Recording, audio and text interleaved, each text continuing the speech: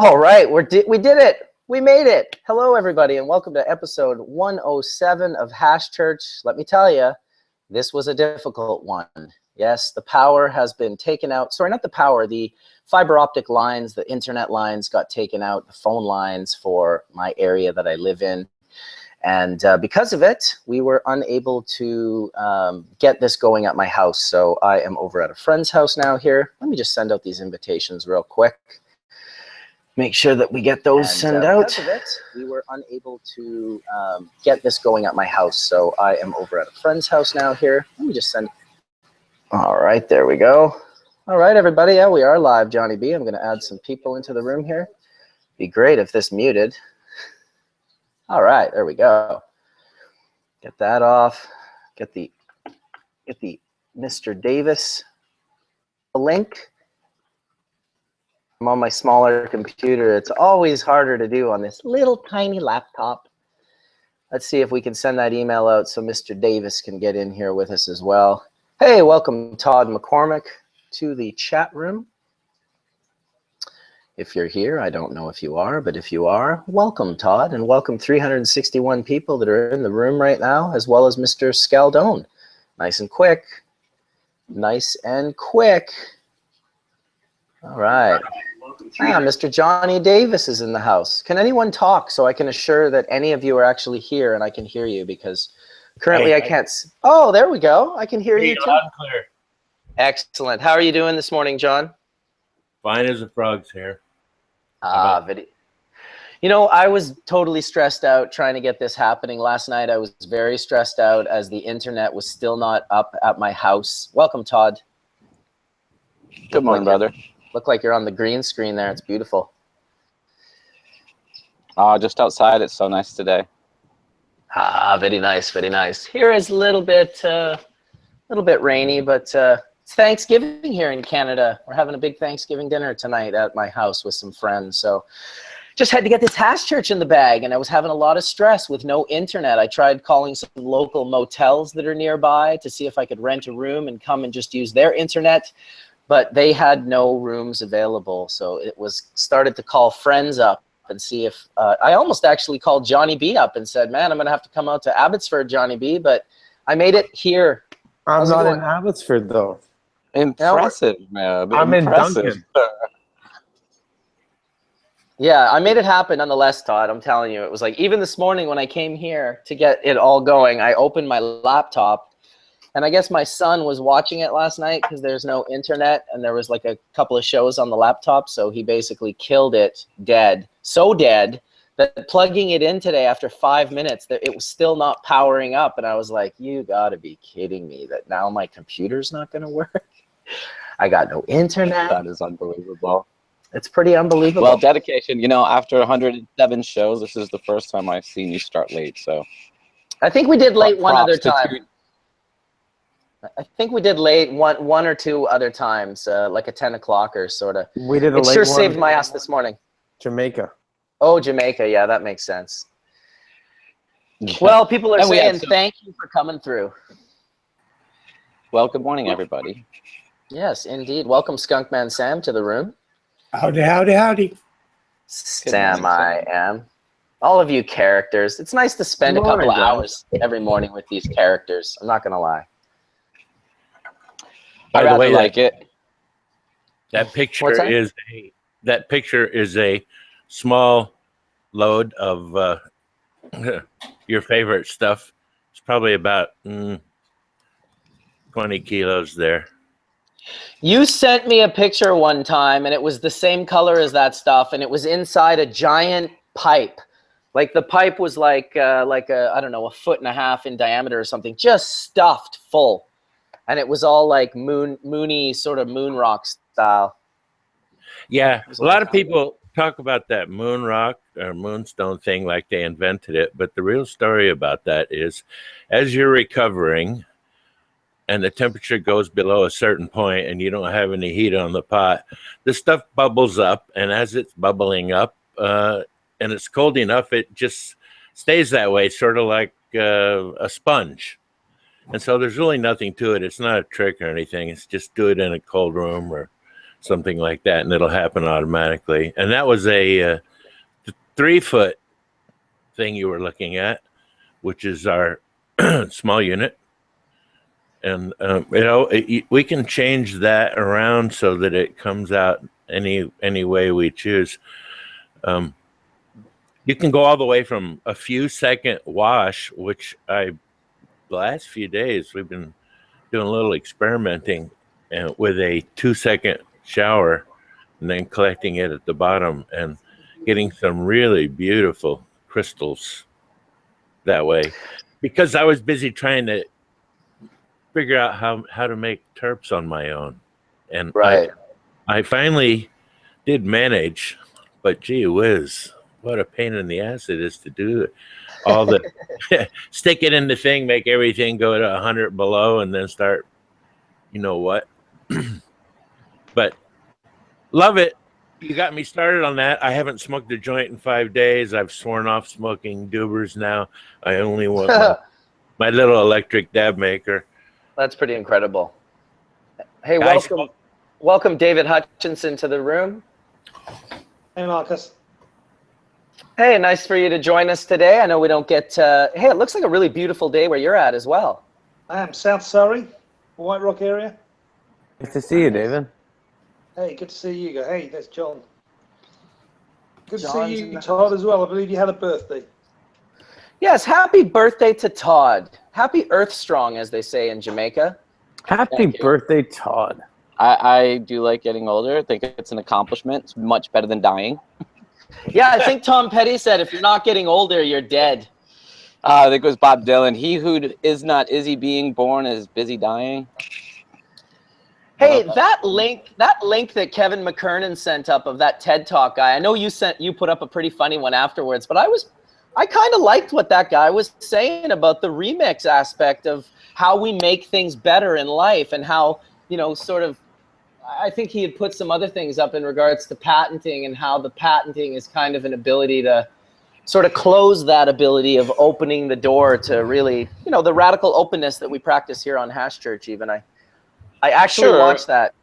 I watched it too, but I know Brian Burton, the guy that made the Grey album, and technically under law, he's not even legally allowed to have a copy of that anymore. But look, he's gone on to make his own music with Gnarls Barkley and stuff. And anyone who is a creator doesn't want to see someone come along and steal their work. And a lot of what these intellectual property laws are for is to stop rich and powerful people from coming along and taking the ideas and the work from poor people and then selling it and publishing it and making zillions of dollars off of stuff that they never came up with.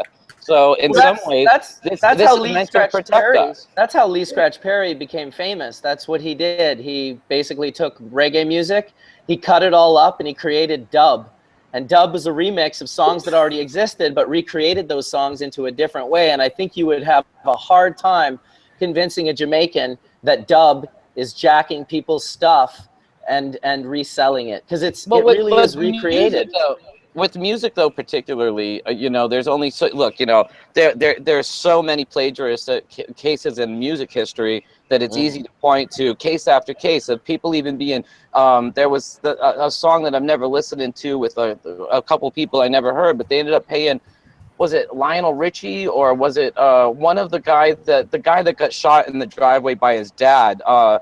They ended up paying his estate so much money because the guy confessed to listening to the music while he was writing the song and being influenced by him and giving him props. And then the family heard that, came along, sued him, and got a big chunk of that song because he had plagiarized their dad's work. That happens all the time. Listen, you know how many people are using my work?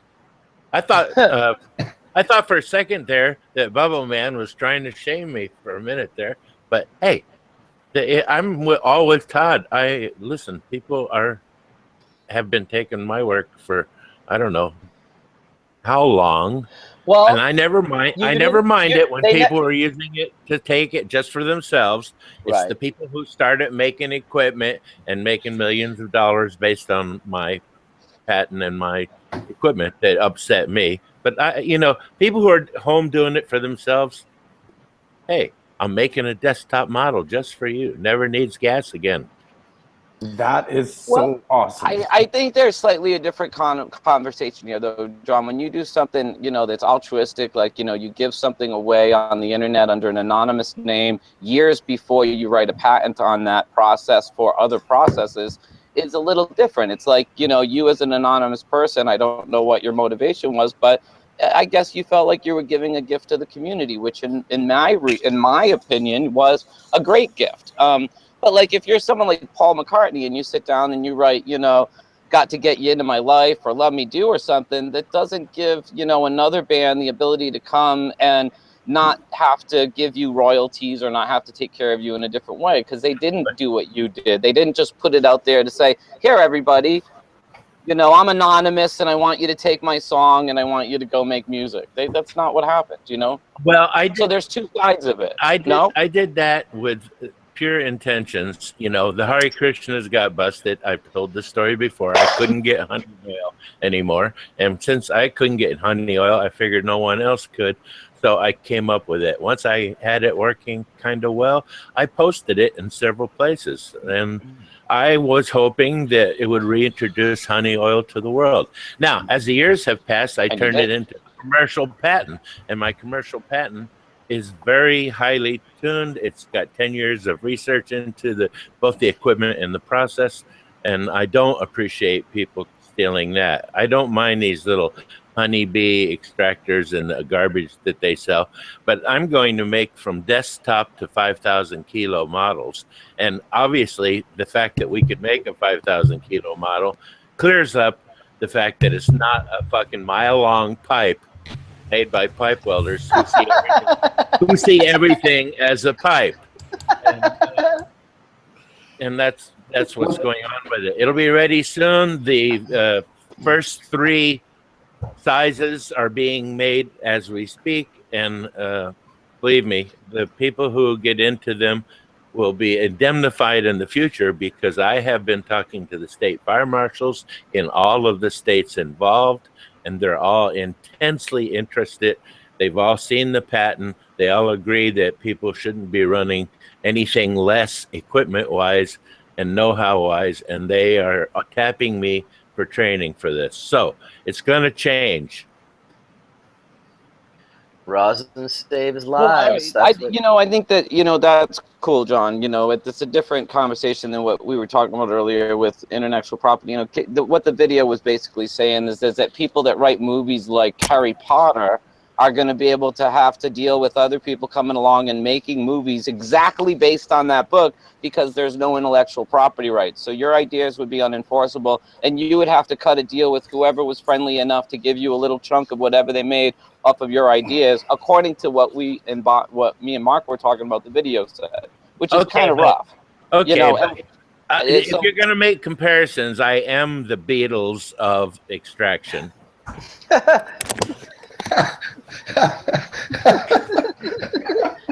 We're not though, but we're not. And you know, and the thing is though, is that it's different. What you even did was different. I mean, it's you did both in a way. Here you're saying that you came along and gave away the recipe, but then you're saying you also patented it so you could protect your intellectual property in another way years later. That's no problem, because I'm definitely the god of dry sift.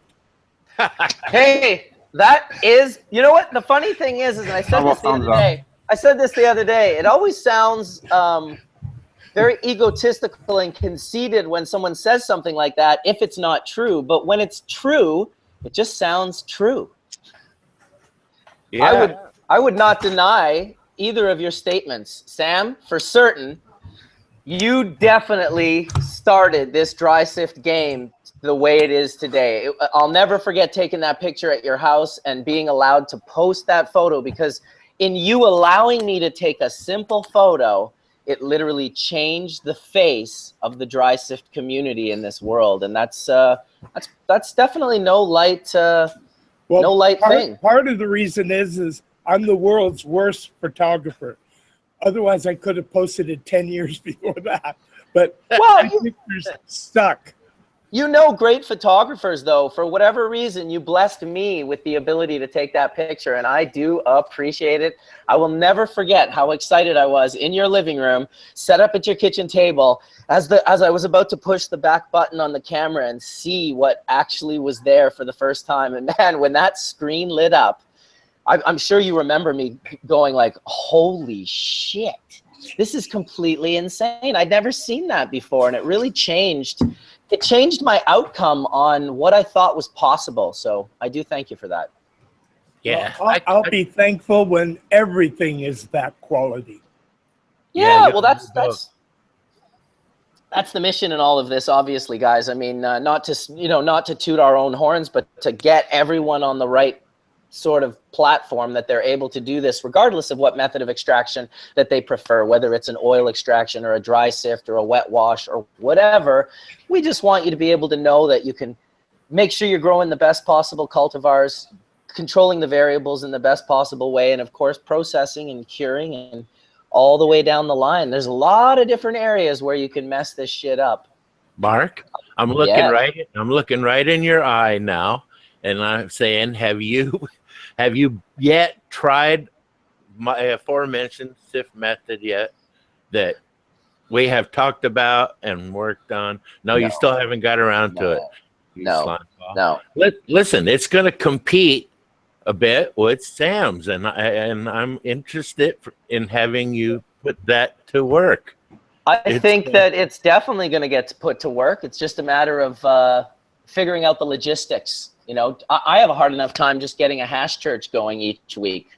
Well, I can tell you, I can make 99.9% resin heads, but my yields suck, and I'll be the first one to admit it.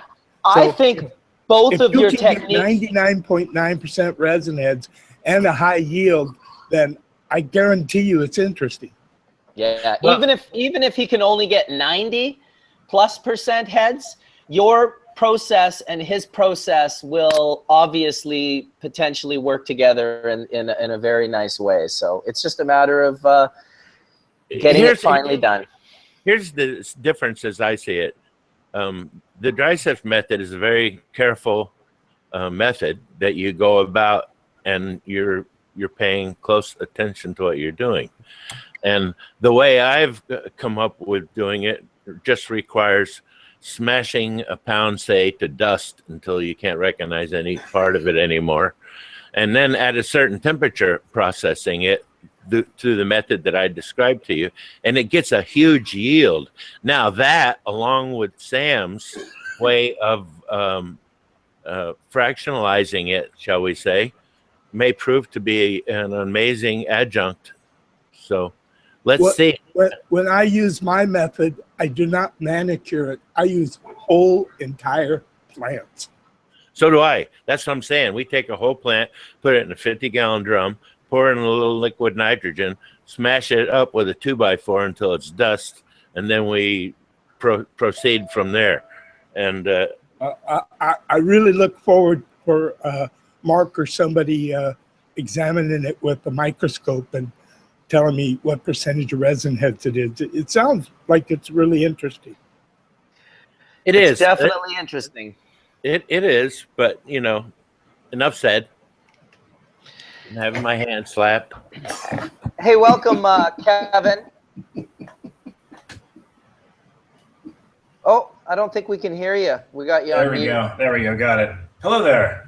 How are you doing today? Good. So I think I owe Todd a little reply on the whole IP story because I'm an utter hypocrite for bringing it up. I have a lot of patents. But I have 20 years of experience messing with the USPTO. So if you don't vibe on the moral arguments against it, there's some pragmatic ones in that most of the time you spend millions getting IP and it's extinct before it even issues.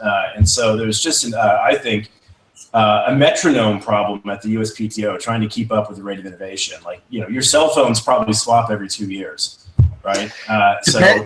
Depends how much fluff and bullshit you have in your patent case. If you have a very clearly well-written patent, you can get in and out of the office in a matter of a couple of years. Seriously. Yeah. If there's a lot of fluff and bullshit in there, like a lot of patents are these days, they get put on the back burner, or they're just difficult to examine because there's so much crap in there that's not germane to the invention. Okay, and I want to point something out. You know, we're coming at it from different perspectives when it comes to intellectual property. I mean, I get when you patent things and you're trying to patent a process and stop corporations from coming along and, you know, basically using your technologies and your applications in their businesses and making direct money off of your ideas. It is different, but not much different from someone who comes along and writes a film or writes a book and then or even writes a song and doesn't want to see some bigger band come along and run off with their song. And I think that in a lot of ways, these things were set up to protect the small guy from the big guy. Do you agree with that or not? I agree with the intention, but I think with a lot of government intention, you get the opposite result. As these don't actually protect the small guy because the legal requirements to file them are oftentimes $20,000 to $50,000. Whoa! $35 to file a copyright if you're an author. Yeah, that's different. Totally different with copyright. So in a sense, we are coming at this from different. When you spend $1 million to try to protect a process, like John made a mention, he spent well over $900,000 to patent his idea. That's a huge cash investment. I mean, I spent $35 to copyright my last creative work at the United States government's website. It's not that expensive, but the idea of it is so that someone doesn't come along and steal the idea once you start presenting it. It's a long process, Todd. I wrote the patent, and then I gave it to the lawyers, and the lawyers cut and paste and changed and looked at it and looked at it again and brought a scientist guy in and another guy. And after they were all done rewriting it, that's where it got up in the huge cash expenditure numbers. And yeah. And by the way, your microphone is muted. That's why it didn't work when you talked over me just now. No, I'm not. I'm having a conversation with someone I'm sitting dabbing with and listening to you at the same time. I wasn't trying to talk over you, actually. If I was, I would have turned it on and been like, blah, blah, blah. But Todd can talk over you. I got love for you. Trust me on that. If Todd wants to talk, we will hear what he has to say. He is articulate and passionate about his conversations. No, you know what, though? I just sometimes don't want us to feel like we're all having separate conversations, because I think that the conversation coalesces well. And, when you guys are coming along as businessmen with $1 million patents, I'm a little guy, man. I'm just, I'm the dude trying to write a song, and I don't want to see the big band run off and start touring with it and have a top 40 hit while I'm sitting there with no agent or representation, in a sense. It's a different concept, I guess. Yes. It's interesting because in Jamaica, they'll release a beat, and it's basically, 3 or 4 or 5 different artists could pick that beat up and write different lyrics.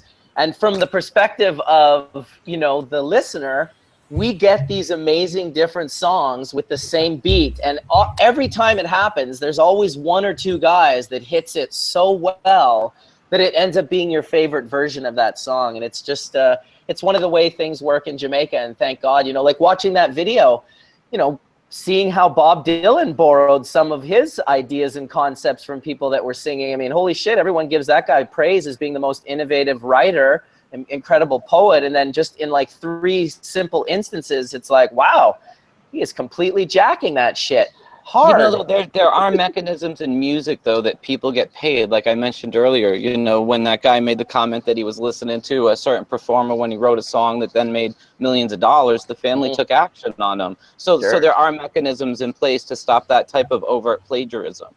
Yeah. And there also are allowances where you can take pieces and you can put it into creative works and credit the people properly. So I think those days are numbered. I think what we're going to see with all of these blockchain tools that are out there, Pirate Bay is going to be decentralized to the point where you can't shut it down. It has no jurisdiction. So once that happens, information is going to spread as quickly as it can on the internet, which is going to be a virality. And then the next question is, how long should a copyright last? Just 1 second, when you say that, Kevin. Information already spreads as fast as the speed of internet can travel, on the internet. What you're saying when you with say the that exception is of a million takedown videos, a month on YouTube. well, but hold on a minute. If you come along and you make a movie and you spend $10 million or even $800,000 making your movie, you feel that then people should have the right to come along and then take it, make copies of it, and stand on the corner in Nepal and sell it on the street? No, I think there's totally cool. other ways to monetize that. That's a pragmatic or can I ask you this then? question. They take your movie, they make a copy of it, and they show it on theaters in Turkey and sell tickets, or name that country. You think people should have the right to take your stuff and then go reproduce it and sell it and make money? That's totally cool with you? So I don't think there's anything I'm just asking. people. Let him answer, Todd. Let him answer the question, please. Thank you. Holy shit. Yeah. Maybe I should say no to this when I really mean yes. But no, so here's the deal. Information, people emulate ideas all the time. The question is, what's the unit of an idea? You're suggesting copyright is legit for 120 years. I'd ask you why, when it used to be 14. What's the right amount of time before somebody can emulate you? That kind of brings a slippery slope question into view as to, well, what if it's 14 days, not 14 years? So how long should copyright exist, Todd?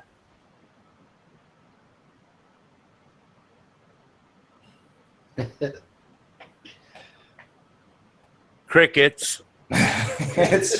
I'm not the only one that can't hear you, Kevin. Kevin, you're breaking up, and maybe it's only me. I'm sorry. How's that? Is that better? I can hear. So my question was really about time. So there used to be 14 years for copyright protection. Now it's 120 years. And what's the right amount of time for emulating someone's idea? Sometimes, these ideas are written recipes for helping people, for healthcare. There's, copyright and all types of stuff that can prevent replication of things that could save lives. So the monetization question of how you make money as an artist is independent of whether or not it's legitimate. I think there's a lot of ways in the digital era that people can still make money with music. Like bands do this. They make a lot of money on tour, and they find other ways to sell their digital content. Some people buy it, even though you can find it on Pirate Bay. Why? Because sometimes people want to actually give to the artists, and they don't want to go through all the hassle to get it at Pirate Bay. So I think there's a market, just like there was with the Grateful Dead, and I know that's different. They did have copyright, but they allowed you to tape and share tapes, and that probably spread their music around people who couldn't afford to buy it, and eventually they could afford to buy it, and probably did. But see, you're kind of saying, you're speaking up both sides of your mouth. You're saying that, I support I was a taper, man. I had Sony digital. I used to go to the shows. I used to be standing there with my friends, with Mike standing on booms. I thought it was great. We used to trade the tapes. We didn't make money off the Grateful Dead. And they forbid it. They forbid you taking those tapes that you made and then going and selling them. You didn't make money off the Grateful Dead selling their music. You absolutely made money off of them following them around, selling grilled cheeses and veggie burritos and T-shirts that you would use songs from their repertoire to create pictures with their sometimes logos on. Fish has this happen as well. And people sell these products in the parking lot where the band makes absolutely nothing, and the people themselves create a reality that they can continue down this road by going to each show and supporting the band with this symbiosis where they get back from supporting that band by being able to sell their grilled cheeses and sell their, whatever, I guess, nuggets and all the other things that are for sale on tour. It's part of the best part of Fish and Grateful Dead tour.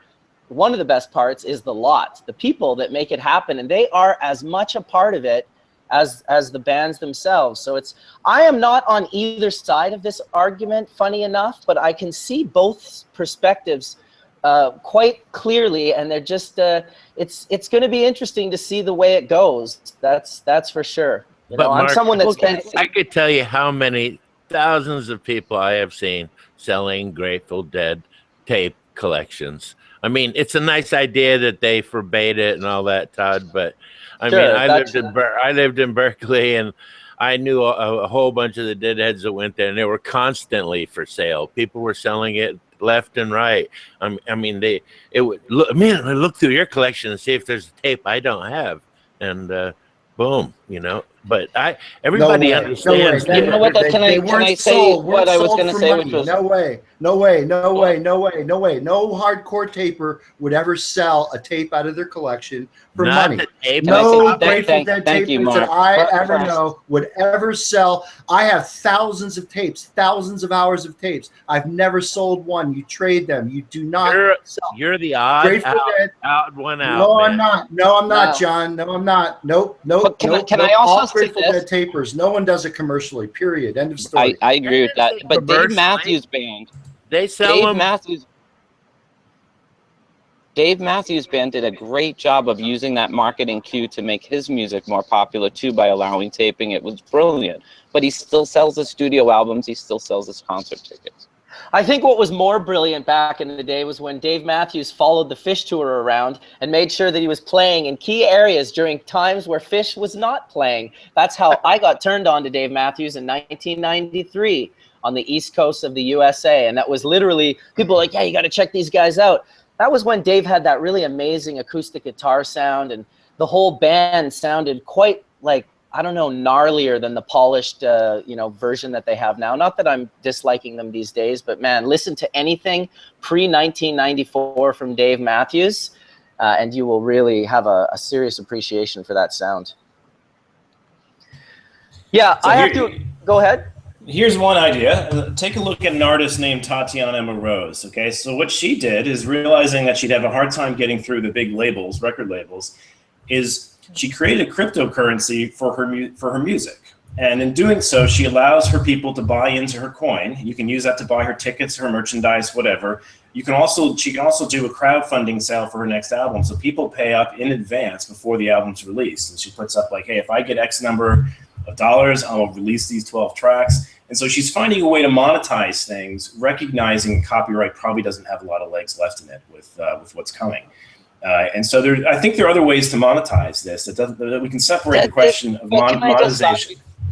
Kevin, it's a big difference between copyright doesn't have any legs and the poor girl's getting her music stolen and nobody goes to the record stores. That's really what you're saying. And when she's trying to overtly sell it and saying, I won't release this track till I've raised X amount of dollars, it sounds exactly like she's a starving artist who's trying to figure out ways to get paid for her music.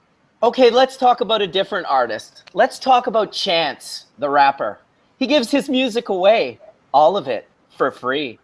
He ends up on the Jimmy Fallon show. He ends up getting Jay-Z approaching him, Kanye West. Every major label artist wants this guy to sing a song with them. He gives his music away. He has no label. He gives his music Yeah, but that's taking a really big chance. Yeah, well, he's taking a big chance because he's Chance the Rapper. And if you look into this guy, you'll see that he is legitimately monetizing in the way that we're talking about, which is going to unveil itself in the upcoming years as we see these changes. And this is a guy that is seriously rocking the boat. No label, giving all his music away. Goes on Jimmy Fallon. Jimmy's like, how can they get your music? And he's like, oh, I give it away. It's like, you can go here and have it for free. I want you to have it for free because people who make music specifically for the urge to monetize, they're not making the same music as me. And you can tell when you listen to him, you can tell that his music is so pure because it's uncorrupted by his urge or desire to want to stack paper. He's just not singing about the same things the rest of these guys are. Blew me away. I only found out about this in the last couple of months, but I think PSY did that as well. Maybe not as popular, but yeah, there are ways to pull it off. And the flip side of allowing copyright is that the vast majority of scientific literature is copywritten. You got to pay $35 per article just to get access to this, and a lot of this has cures for cancer and AIDS in it, right? So we're dealing with a double-edged sword when we start allowing this, because it certainly limits freedom of speech. It limits the ability to move the information around deadly viruses and cures around the world. So this is not a simple topic. But no, it's and I not. think we do it a disservice when we compare music, apples to oranges in a way, because this is a serious topic, and I think that we do it because when a musician like Mark just mentioned is using it as an advertisement, so he can get attractions from other artists to collaborate with and people to go to his concerts and stuff, and buy his tickets and support his art. But on the flip side of it, I get now where you're coming from, Kevin, where you're saying that when a scientific paper goes out, that information should not be stifled because you can't afford to pay the $35 to read the paper. But in a sense, isn't this what newspapers do? And it's a question. When they take a scientific article like Rob Clark's latest one that just went in National Geographic and was redistributed or covered by a bunch of magazines, don't media outlets have the ability to come along, read your paper once they pay $35, and then write a story about it? Yeah, they do. Yeah, that would be remixing the content, much like people. So the information is available. Not all the details of the methods are available unless you pay the $35. Now, the information is available because, as you well know, Kevin, with sites like Sci-Hub, the Pirate Bay for science papers. Exactly, that exists. All science articles are available. Period. Now, let's just back up. That wasn't the case when Aaron Swartz started doing this back at MIT. Does anyone know who Aaron Swartz is? The guy who started RRS and Reddit. He committed suicide because they're going to throw him in a cage for like 20 years for releasing 1 million scientific articles. So here we have is a brilliant young entrepreneur who starts Reddit, is really active in RRS and open sourcing software, and our society is going to throw him in a cage for putting scientific papers public. Well, I don't think they control the people that are doing it now. They're, first of all, American law can't reach them. Well, it goes right back to the same story. Should these scientists be getting paid for these papers that that's their copyrighted information? And if people aren't paying for them, should people be able to access them? We get jacked in that deal. We actually have to pay to get it published. Yeah, it's usually like $3,000. It's not the scientists; it's the publishers. Right. Elsevier, yeah, they're making bank. Can I ask you, gentlemen, a question? The knowledge that's in the paper that you put out, once you put it out, it goes into the general atmosphere of humanity's knowledge. Because once someone reads that paper, they can they can write about that. They just can't write it verbatim from your paper, correct? I mean, so this is the difference, I think, is that like the woman that writes the story about Harry Potter, the world can know about Harry Potter. You just can't come in and take passages from her book and then go use that as your paper. Yep. You're right. But in a lot of cases in scientific papers, you need the exact verbatim information to replicate it. Like the primer sequences and concentrations. All the tables, the references. Yeah. What are you going to dry lab the results? You're going to dry lab the results and not generate any original results? You're just going to basically pirate not only the words but also the results? You can't do that.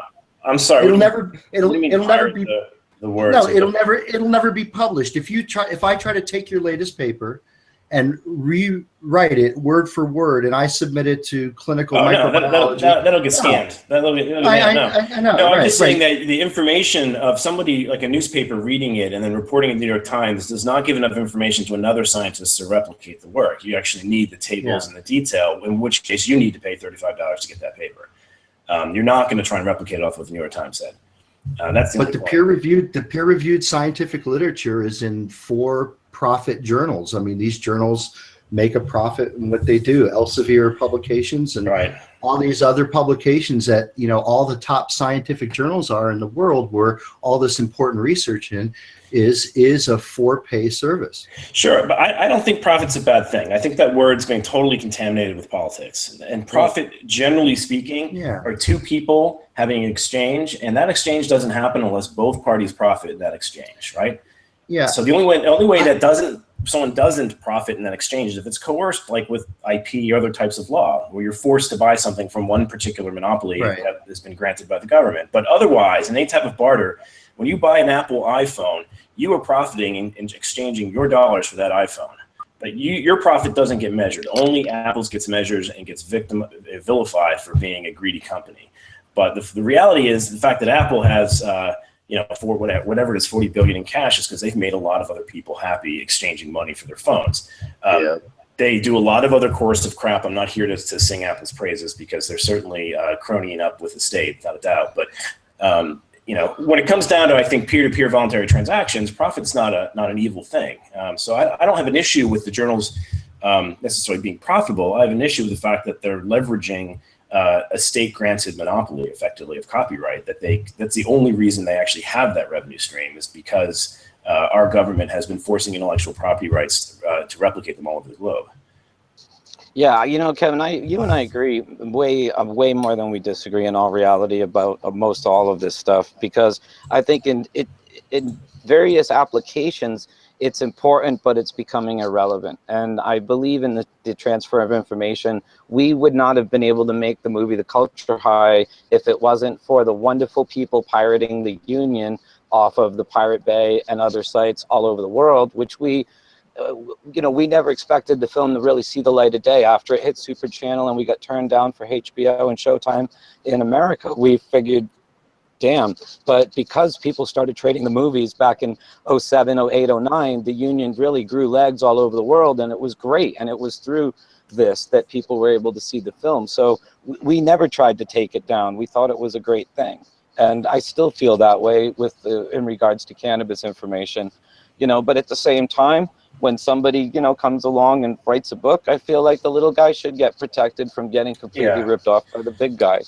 So as a point of case, I happily paid for the Union, and I loved it so much that I actually chipped into the Kickstarter for the one after it, for The Culture High, and I was fully aware of Pirate Bay, but I just didn't do it because I'm a person who, when I like someone's work, I'm going to cheer them on. Yep. So I think there's a set of people in the world that are like that, and there's a set that are maybe they're financially incapable of buying all this stuff, and so they're doing what they can to get by, and they have the time. They have a time value preference different than ours, and so they can spend the extra time wandering around the dark net to find this stuff. I'd rather just click the button and pay for it. Well, it was like, look at Red Bull recently. They released Travis Rice's new snowboard movie called The Fourth Phase, and this movie is unbelievable. He follows a storm all around the world and goes to all these different zones, and it's completely epic. And of course, Red Bull, before they put it up for sale, they put it up on their website on October 2nd at 9 p.m., and it was free to stream for as many people that wanted to watch it as possible. For those people that maybe would not be able to afford to purchase it, they put it all up for free. And the next day they sold just, tens of thousands of copies because people want to support them. They realized that was an epic journey, and to purchase it is to be a part of it. So that was kind of a cool thing. And Todd, I don't place any judgment on people that do use it, because in some industries it's almost impossible to get started without it. Like in the biotech space, you can't get funded if you don't have an IP plan. And at minimum, you have to have a defensive IP plan, which I view a little bit differently than folks who are trying to use offensive patent trolling types of techniques. And so it exists currently. I don't know how long it's going to continue to exist, just based on copyright and Pirate Bay and these blockchain tools that may make that really hard to enforce. The patent system, I'm finding the average time it takes to get a patent is like 32 months. All right. So some technologies come and go before that even ever issues. And so many people like Tesla and Twitter are taking a different approach to patents, and they're assigning them to their employees, or they're vowing they'll never use them offensively. They'll only put them into a patent pool for defensive use. So I think the world's opinion on innovation is changing, and I do think the metronome of innovation is getting faster and faster, such that I doubt the USPTO's time to issue is going to get that much faster. It's just not going to keep up with the rate of technological innovation, and so people are going to start to spend their money elsewhere. I'd like to add a few things. Those are great comments, Kevin. But I think one of the things that we don't recognize as being important intellectual property, at least maybe not in the cannabis industry, certainly, like with John's invention, for example. So it's definitely an invention. It's an invention that has a device, and it should be protected in a patent. But some of the most valuable intellectual property in the world is not covered in patents. They're trade secrets, and they're what you do in your technique. And so, like, if I were to get John's patented, know-how extract, what I do with the extractor and how I use his patent as an extractor is my trade secret. And so I think in hash making and in growing and cultivating, there's a lot of trade secrets, which is your know-how, which is your intellectual property. And I've advised my clients and many friends getting into the industry to, write that stuff down, put your stuff down, write it down. That becomes your intellectual property. And one of the most valuable products, I won't call it valuable, but one of the most widely sold products on the planet, Coca-Cola, is not covered in a patent. It's in a trade secret. You know, we've talked about this before. It's locked away in some vault in Atlanta in some skyscraper. It's not in a patent. So you don't need to patent everything. But the other thing that I want to say, and I think that I try to show this as much as I possibly can, is there's an incredible amount of science that's open and accessible by reading patents. There's an incredible amount of science in patent, an incredible amount of cannabinoid science that's in Meshulam's patents and all the GW patents. So read the patents and start becoming aware of the fact that they are an open form of scientific literature that you can go to and rely on. Yeah, the only thing I'd caution in reading patents is that they're not obligated to have actually demonstrated the result. So you can get a patent with a theoretical, a hypothetical experiment. Yeah, and prophetic, so what's called a prophetic patent, where it's just a paper result, right? I mean, I like to go to the chemical patents where, you know. Yeah, those are harder to bullshit. Yeah, I mean, we took this many grams of CBD, we treated with zinc chloride, we got this many grams of THC. There it is, right there, a preparation of THC from CBD. It's in the patent literature. You don't have to pay to get at it. All you need is, you know, internet access. And you're there. Yeah, there's still a lot of know-how that doesn't get transmitted in a patent. In fact, a well-written patent will show the entire process. Like, for instance, on a piece of equipment, mine is a apparatus and process, and so there's a lot of know-how that goes into running that apparatus, even if you have the process. But fortunately for everybody out there who's interested, when you get one and you get a license to operate it, we transmit all that know-how directly into your brain. Yeah, right, the know-how is John, there's still subtle tweaks that the artisan can make. Like your know-how, you know, covers things only to a certain extent. So like, what about processing the flower or processing the extract? So certainly you can still take your know-how, which is patented and licensed, and still put your own twist on it or create your own, own version of it. Listen, right? that patent was realized for extracting everything from flowers to fried chicken. And so it is usable in a number of circumstances. Fried chicken? And I'm sure that people who would find some new use for it would then want to file that was their own personal thing. And I'm completely open to that. You know, I've extracted everything that you can think of under the sun. And the know-how to do that is what led me to understand how to make this damn thing the right way. Have you extracted beaver glands? I have. They smell like raspberries and Canadian farts. And what about chicken and waffles? I haven't done it in conjunction with a waffle, no. But I'm sure there's going to be butter and grease in the waffle that's going to come out. I mean, Sam, if I threw you in, how much fat and oil would I get out? Don't throw me in, it would choke your machine. No, extract Trump. No, my machine cannot handle that kind of weight. He's not soluble. I'd have to charge him a big fee for cleanup after running Trump through it. Hey, welcome, Tony. Welcome, Tony. Yes, it does root bark extracts. So I'll throw one more dirtball out there on the IP front. Is the information that comes out of patents takes like 18 months. There is a period where it's not public, which is a bit of a bummer. It's a fairly long period of time, considering the amount of information that we're generating is doubling every 5 months as a human society, right? So how is it possible they can actually do prior art centralized? You know, that sounds like a really hard problem to constantly assess when the information of the human species is doubling so quickly. How do you ascertain prior art? Timestamps are really important.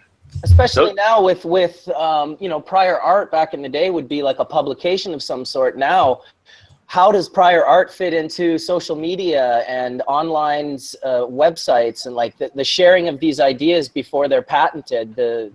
You know, the voiding of patents is probably way more than it used to be, with everyone having these cameras and video cameras in their phones. Well, you know, prior art they look up prior. Look, I went through this international process, and I was in Switzerland, and we had to apply for United States and China and all the various different places. And the guy looked up prior art, and he wrote me a very long letter saying that he searched back over 45 years to try to find somebody who was going about it the way I was going about it, and he found none. So the prior art in this starts with me here and now with this particular method and way. And from here forward, people will find new ways to use the way that, you know, what I did was it's like coming up with a carburetor, and then how many different people took off on that because different carburetors for different cars and engines and so forth. Sure. But that's basically what it is. It's a basic thing. And I think it could be a while. But if somebody one-ups me, hey, I love competition. Well, that's what it's all about. I mean, I was more talking about the patent that I was dealing with, the water extraction patent, which is also 2 patents. It's both the apparatus and the mode. But yeah, it is what it is. You know, I happily leased a patent that it was not mine. I happily put that money in the guy's hand who was the guy that did it. And, you know, I went through all of this patent lawsuits for almost 8 years, looking up prior art, the whole 9 yards. And I'll tell you, it's never as simple as you think, these patent cases. We're going to put some dough in your pocket too, Mark. Nice job. Oh, you know, I'm not worried about dough in my pocket. I'm more worried about resin in my pipe. Okay, well, that's going to happen too. Why don't we all put some resin in our pipes right now? I want to sit down with you at the kitchen table and smoke, Mark. God damn it. We got to, as I suggested to you, if we have to arrange a marriage to get you down in the States, you know, let's look at it. Oh, yeah, John and I are going to get married so I can come down to the States. He's offered that to me. It's very kind of you, John. Not a problem. We can get it annulled right away. Oh, my goodness. Well, you know, when you don't consummate a marriage, you don't want to stay in it, and I wouldn't be up for consummating. No, that's taking it too far, John. That's taking it too far. Not if it was done tantric. I knew you were going to say that. I was waiting for some hilarious Skunkman Sam comment. Off the cuff humor. Sometimes Sam's jokes are so out there, you have to think for a few seconds before you're like, oh, I see what he did there. I see what he did there. Sam, you look like one of those clowns hanging out in our woods, man. You're going to have to change your motto there. I kind of like who I am, actually. You know, he probably doesn't even know about the clown thing. You know, the thing with us old farts like Sam and me is when we tell a joke or say something funny, our background on it, on what's relevant, is deep and old. And so sometimes people won't get it because they're younger and you don't have the vast amount of knowledge which we have. Rather, you have vast amounts of knowledge. I hear it though. I see what you're saying, John. You know, when you live that longer amount of life. I mean, I'm 43, and I can definitely say, looking back when I was in my 20s, that you just don't have that same depth of experience. People tell you don't, and it offends you, and you're like, "Fuck you, old people." But then, as you start getting older, you realize, wow, like they were right. They were right. I didn't know shit. I keep thinking everything my dad told me when I was younger about don't do this. You're gonna feel it when you get older. I'm like, fuck, Dad was right. He was right. Don't fall 30 feet off of a scissor lift, bro. You're going to feel that when you get older, Johnny B. Break your neck, break your back, break your arm, break your leg, break your hip. But I got hash. I got good medicine to keep the bones lubricated and the muscles working good. So break your jaw, break your skull.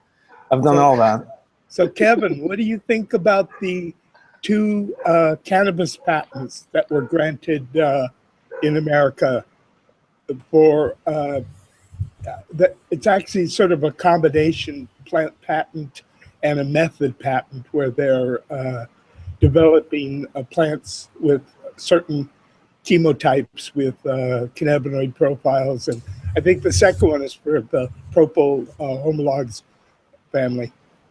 Yeah, so I've never filed any plant patents, so I don't really know the details and what those how broad those claims are. I mean, my naivete looks like they're broad to me. I mean, it's like something like 3% THC. They seem as broad as the Mississippi to me. Yeah, right. So broad sometimes is very dangerous. It makes it easy for people to pull out prior art, right? And the question that seems unresolved is whether the USPTO is going to acknowledge prior business use in the cannabis field as being legitimate.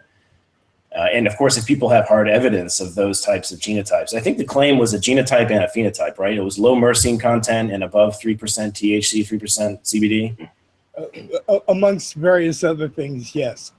Yeah. So without a doubt, that plant's existed before, right? It's just who has evidence that's going to be deemed notarizable. What about getting a DNA on the plant? Well, you also need analytical proof. Really, that's what you need. So how do you go about enforcing such patents? Well, we're not talking about enforcing it.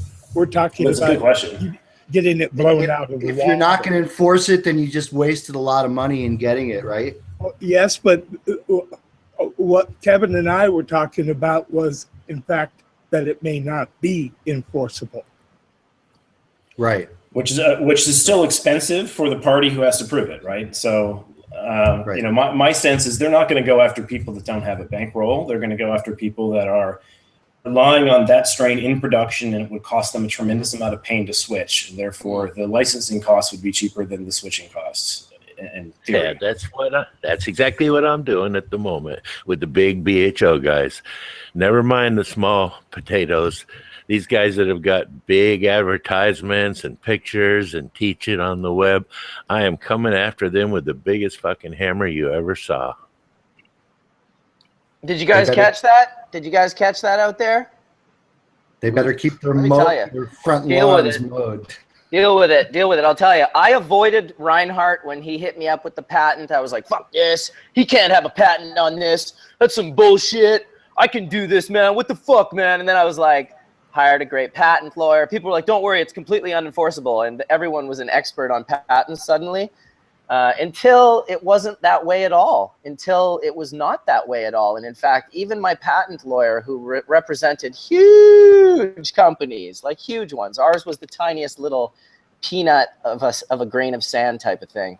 And he would say, like, listen, you know, it's definitely not a slam dunk case in either way. Like it could get down to a judge who decides the fate of your company.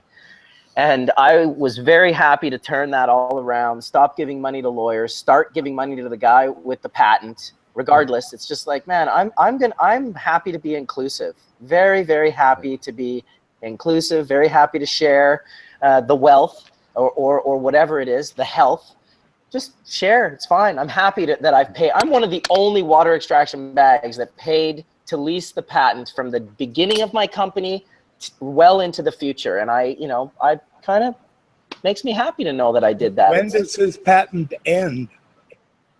His patent ends in 2018, but then that's a whole other thing where there's, I don't understand it completely, but I'm sure there's extensions that can be made. I'm quite certain of it.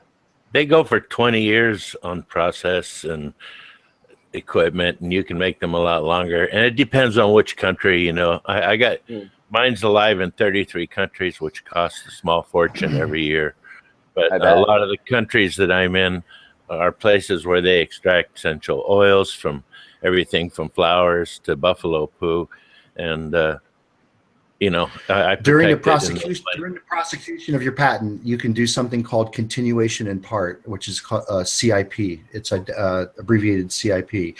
And what they are as various office actions happen against your patent, you could actually amend the claims and file those as continuation in parts, which actually extends the lifetime of your IP coverage. So that's probably what Reinhardt did, I would imagine, is that after the initial patent, you can basically do these continuation in parts, which helps you extend the coverage out in the future. Those continuation in parts, though, are usually more narrowly covered towards exactly what the commercial technology is. Right. Well, I'll tell you one thing. There's probably not too many other people. This is the problem, that it was one thing to create a personal use for these processes. It's another to create commercial ventures. And that's where John's feeling upset. That's where Reinhardt was feeling upset. You know, he had literally documents that showed GW Pharmaceutical had used a water extraction process to extract resins. And when he saw that, he was like, man, that is like, I patented that shit. Right. Because they're a for-profit enterprise, they should be paying. No, right. wait a minute. They never used that process. They mention it in paper, wait, Sam. They mention it in paper. I'm just telling you. Okay. Whether they used it or not. They did one experiment with it. Okay. Well, is that not using the process, Sam? Wait a minute. Except for that, I was doing the process before Reinhardt patented it. And you know it. You were, but your prior art didn't hold water in court because your prior art was you never. didn't take it all the way. If you Well, trust me, they said quite frankly that because there were no instructions in the publication, that it wasn't a breach of prior art. All you did was say, call us and we'll sell you the instructions, but you didn't give it away in the art.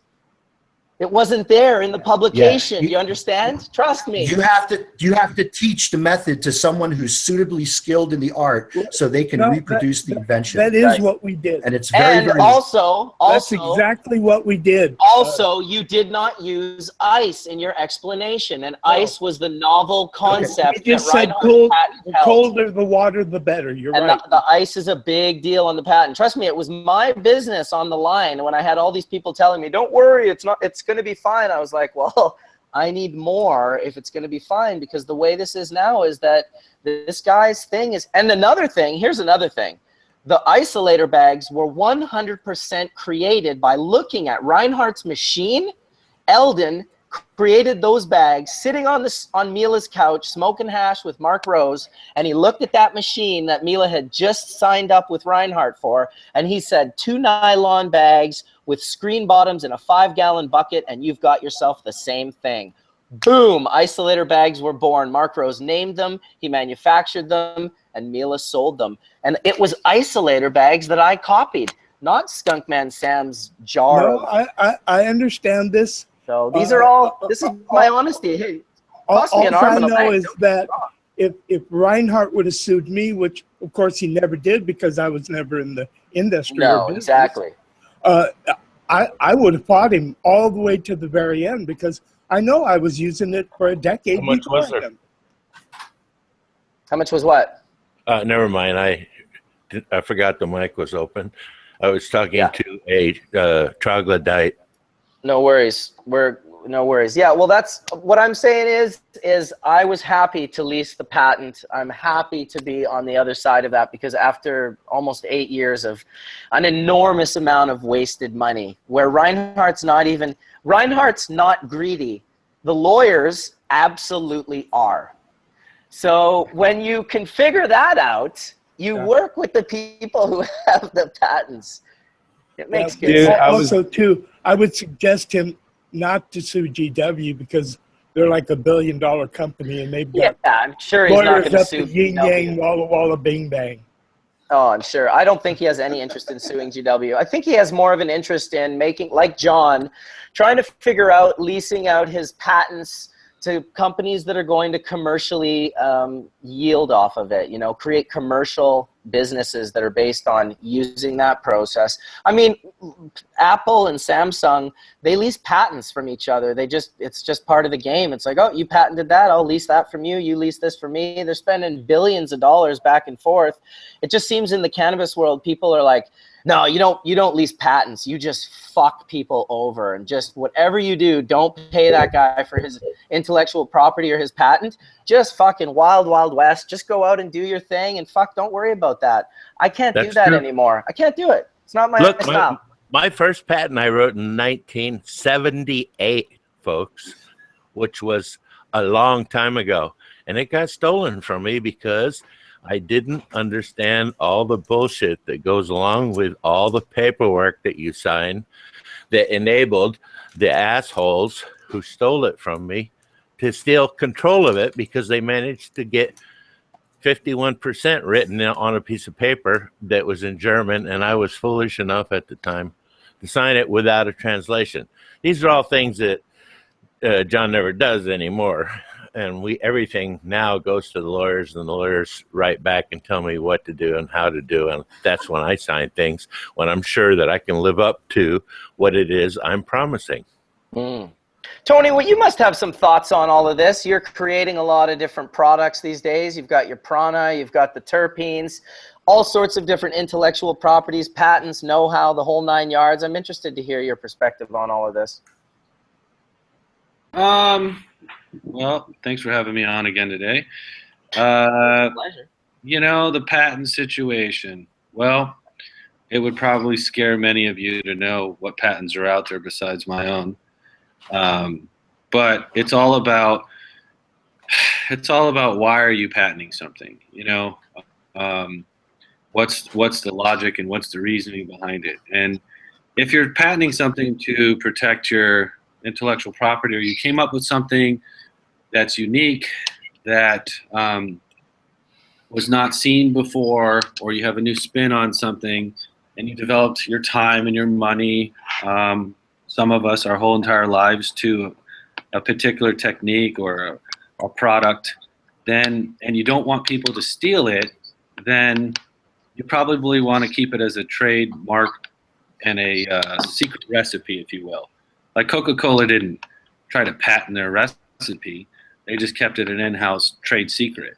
Oh, So who's if late you- to church here? Someone's late to church? Excuse me.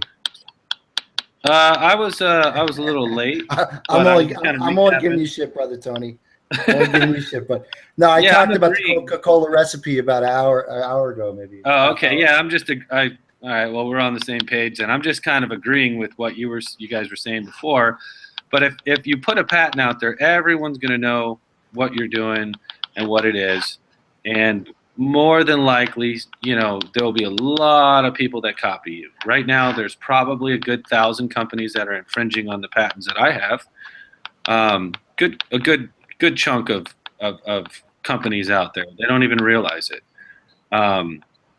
But Yeah, it's It's up to you to enforce it, and first you got to find them. And my patent has been around. First, you have to have an issued patent. You have to. It has to be issued or allowed in order for you to enforce it. Right? Is yours Right. allowed? Yeah, well, yeah. of course. So basically, I got the. We kind of went through this little dance with Canada already, and what I got back was it was a provisional application, and then they issued that and accepted the PCT international applications, and the U.S. government actually said that I could go and enforce that. I could enforce it if I wanted to, but I'm not really. That's not really our goal or objective to do those type of things. In the patent, it actually covers the use of cannabis terpenes or non-cannabis terpenes as a What as are a you dilute. chopping And it just up? kind of. What am I chopping up? Yeah, it's like it's just this. It's all anyone's talking about right now in the chat room. So we're just. Really, that's such a minor little sound. Okay. Oh, to you. To us with the headphones, it's like ta ta ta We ta can ta hear ta that. ta ta ta ta ta. Last week it gave Trump the sniffles. Just don't pick up a straw now. Yeah, seriously. I am. I'm not chopping up anything like that. What I am actually doing is I'm playing around with. Where I'm trying to prepare for the cut, but I've got Spain over here, and I've got a couple buddies over here. Head off. And I made a Neville's Karma, which is the Neville's bit, or the Karma's bitch, which is Neville's Haze, and the RD1 crossed with the Orange Creamsicle full melt hash rosin. It's amazing. It's fucking stupid loud. So I'm playing with it. Yeah. So I apologize. I'll try to be I like quiet. how John said it's amazing. Like he was there with you. No. What you gave me on White Cliff Park, like that was amazing. Oh, yeah. It was in our last video on like a Puff Wednesday, Tony, and that was amazing. I just The Karma's bitch. amazing. Yeah, it's the super Karma's bitch. It's definitely Karma's bitch. Wow, good job. So good. Well, I didn't do anything. That's really the genetics, and that's like the person that grew it, you know? You unveiled it. That's all. That's all. So really hats off to, you know, Rare Dankness is the one that bred it. So what is it you're chopping? I'm just playing around with it. Oh, okay. I'm just playing around with it, man. I'm just like, I don't have any butane, so the only thing I can do right now is play around with it. And I've got a couple pens here. You can't puff? No puffing? I'm in a hotel room again. I've got some smoke buddies and things like that. But yeah, we could definitely puff. I didn't bring the nail itself, so I've got the mothership, but I ran out of butane. So, you know. Anyway. Damn. Anyway, the point is, as far as the patenting thing, you know, I think when you want to do it is if you're gonna, you know, take it real serious and you're gonna try to go for clinicals, or you're going to try to do something to take it all the way. And really, you want to protect it from not really the mom and pops or the people that are going to read it and try to do it at home, but like huge companies. You know, you want to be able to stand in the game when like big pharmaceutical companies or big companies decide to come in, steal your ideas, make a whole bunch of money, and then you have some grounds to kind of go after. You know, it takes about $3 million. You know, the big problem $1.5 million to $3 million. You got to have infrastructure behind you to go after them. You know, I had to give up 50% of my patent to my Swiss partner, who's a multi-billionaire, in order to be able to have the chutzpah I needed to go after these guys who are infringing. Otherwise, I would have just been stuck with calling them up and going, "Can you please stop using my patent?" Well, it's a crazy situation too. It goes back to money because, you know, everyone wants to, for instance, know both Sam and Indra's dry sifting methods. And sure, a lot of people want to know it for their own personal self, but there's a good percentage of people that want to know it so they can commercially gain from that process, so they can turn it into a business and make money off of it and not pay Sam or Indra. And so that's the kind of weird sort of situation where it's like, no, come on, just share. It's like everyone should know. It'll make things better for everyone. But then you have this other situation, which is what Tony just literally said, where the one or two big guys that come in and just say, yeah, I'm going to scoop that IP. We're going to pump this shit out this way.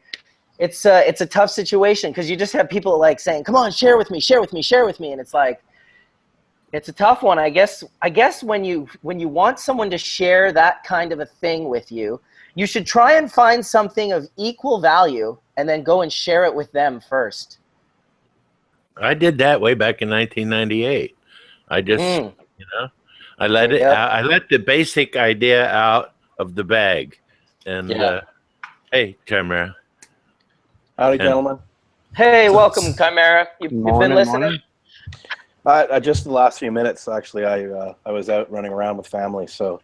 Nice. Well, and the other thing with going after people on that real quick was, you know, like my patent attorney on the stem cell guy, and that's the same patent attorney that I use, and they actually he doesn't even actually want to he's going to do all pro bono, so I wouldn't even have to pay for him to go after people, because he felt it was a strong good patent and everything like that. But again, it's what you said. It's when somebody commercializes. They have to commercialize in such an effort that why would you spend millions of dollars to fight somebody if they didn't commercialize? You know, so no one's going to fight anybody across the country, mom and pops, or people read the patent and like, oh, I'm going to make some medicine for some sick people. That's not what that's for. It's for, like, you know, Pfizer comes in, they're like, oh, I like your P5 or I like your P4, and I'm going to do that, and then I'm going. Is there like a Blue River woodpecker going on over there somewhere? Yeah, we brought it up. We brought it up. We told him how loud it was. He acknowledged how loud it was, and then he. How is that? You can't even hear it. It must be what we're saying is, please stop. Yeah, If that's an easier way of saying it. That's just just. Okay, don't. Tony, please stop. You should. Do you hear it now? Friends don't let friends do that.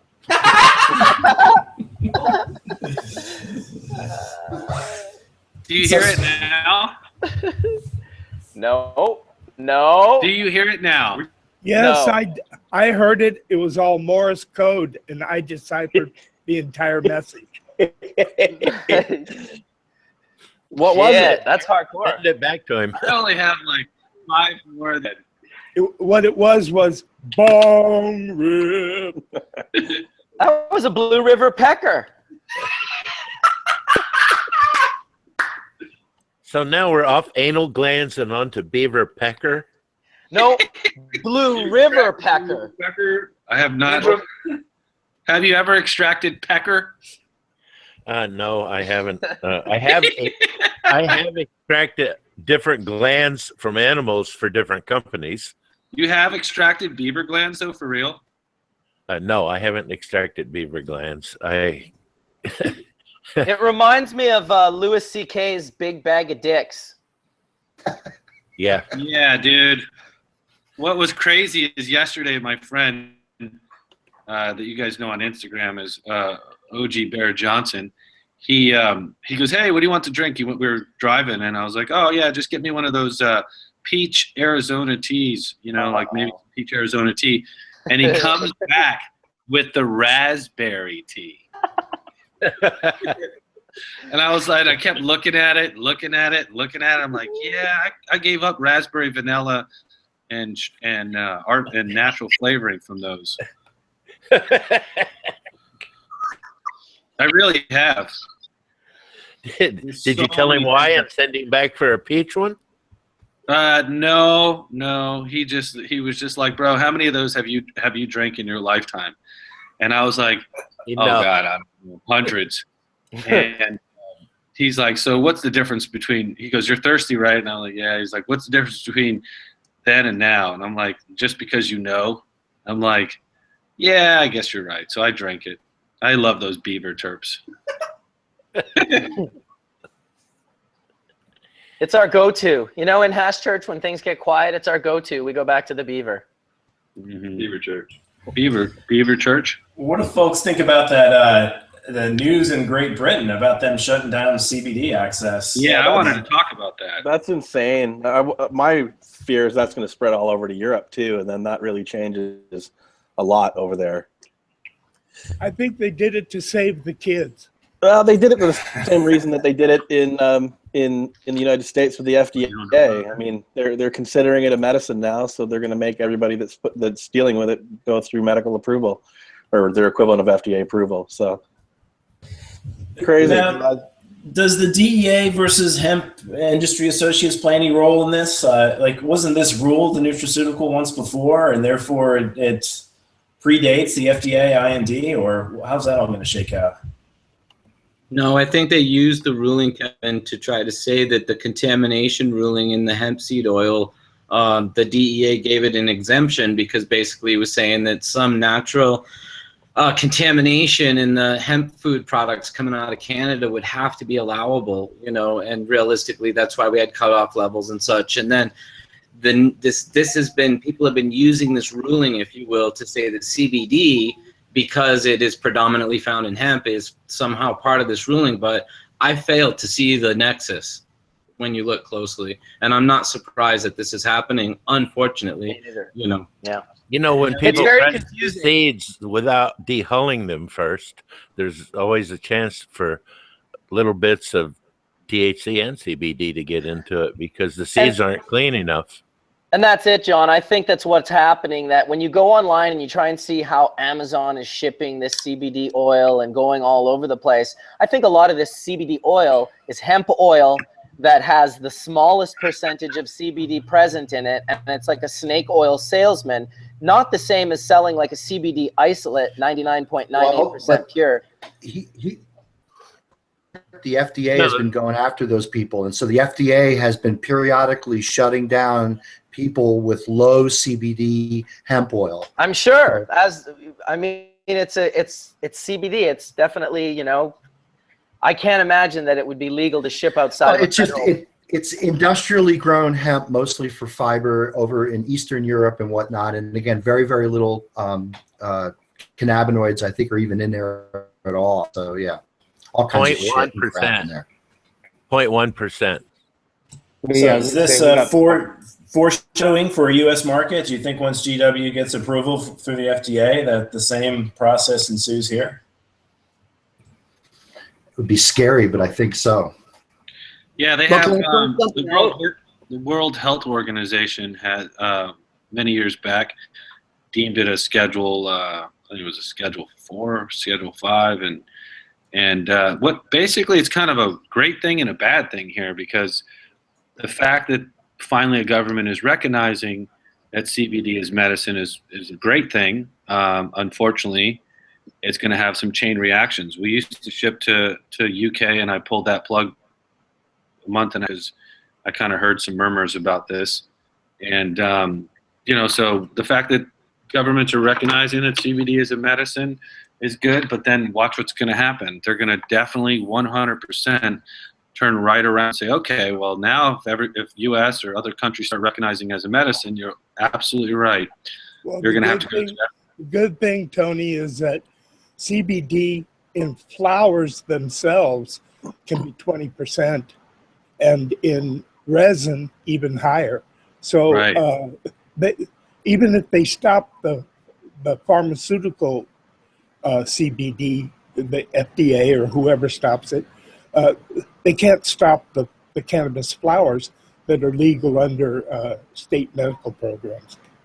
In my experience, CBD oil from hemp flowers, something's not right with it, because it doesn't give me the analgesic effect that I get from CBD that's balanced and comes from flowers that also produce THC. I've tried the Polish and a couple of the different ones. Well, but you hit it right on the head, John. It's because it ain't got no THC. Yeah, well, it's 0.1 or 0.001. That's what I said. It ain't got no THC. Yeah. Can I just interject? So, you know, I agree with you, John. But there are also people that have certain conditions that are being treated with CBD and CBDA, and that is, you know, it's hard to overgeneralize, you know. But I know that because CBD isn't getting you high, it's harder to, you know, feel like, hey, is this helping me? Is this making me feel better? But for people having seizures or other issues that this is quelling, CBD may well stand on its own in further, you know, because I believe them. I don't think people would be lying about tremors and Tourette's and other things. No, I agree with you, Todd. But one thing you're failing to take in consideration here is that those people who are having those difficulties may be very lacking on CBD and cannabinoids in their body to start with. So anything thrown at that condition is going to make a difference. All I'm saying is, for people who are more imbalanced, like myself, who only has heart disease and diabetes, I can't seem to get the same kind of effect out of it. But I know there's a whole host of people who will. But understand, those people who are really ill like that are suffering already from cannabinoid whatever you want to call it, lack of cannabinoids in their system. Yeah, but how do you explain Irv Rosenfield, though? You know, smoking the 300 joints of swag, all of us trying to, we got to get you better herb. You need the best stuff possible. And he's like, guys, this works for me. It works for me. So we have to understand that there's a whole big stick in this, what works and what doesn't work. And there's people at both ends of the spectrum. So it's well, I'm sure, but a lot of that, Mark, is also like the placebo effect that some people derive from things. You can give them a sugar pill, and they're like, "Hey, that worked for me." Maybe. I'm not saying every time, Tony. All I'm saying is that can also be part of the problem of perception of what's going on in your particular system. The Epidiolex study had a placebo control, and those kids clearly had some benefit. But to the point, there was 10% of the kids that got much worse, like 300% increased seizure rate. in that study. So it's not a panacea, and I think it's very personalized. It comes down to the person's genetics and their condition and a host of environmental factors. That's exactly what I'm shooting towards. Yeah, the other thing that's really kind of weird about this whole situation is Epidiolex is a formulation. So, other companies that are just making CBD products, everybody thinks they're going to be able to use the sorry, I've had a weird screen thing here. They're going to be able to use the studies that GW is doing for Epidiolex to say that CBD works. But because it's a formulation, there's CBD in other stuff.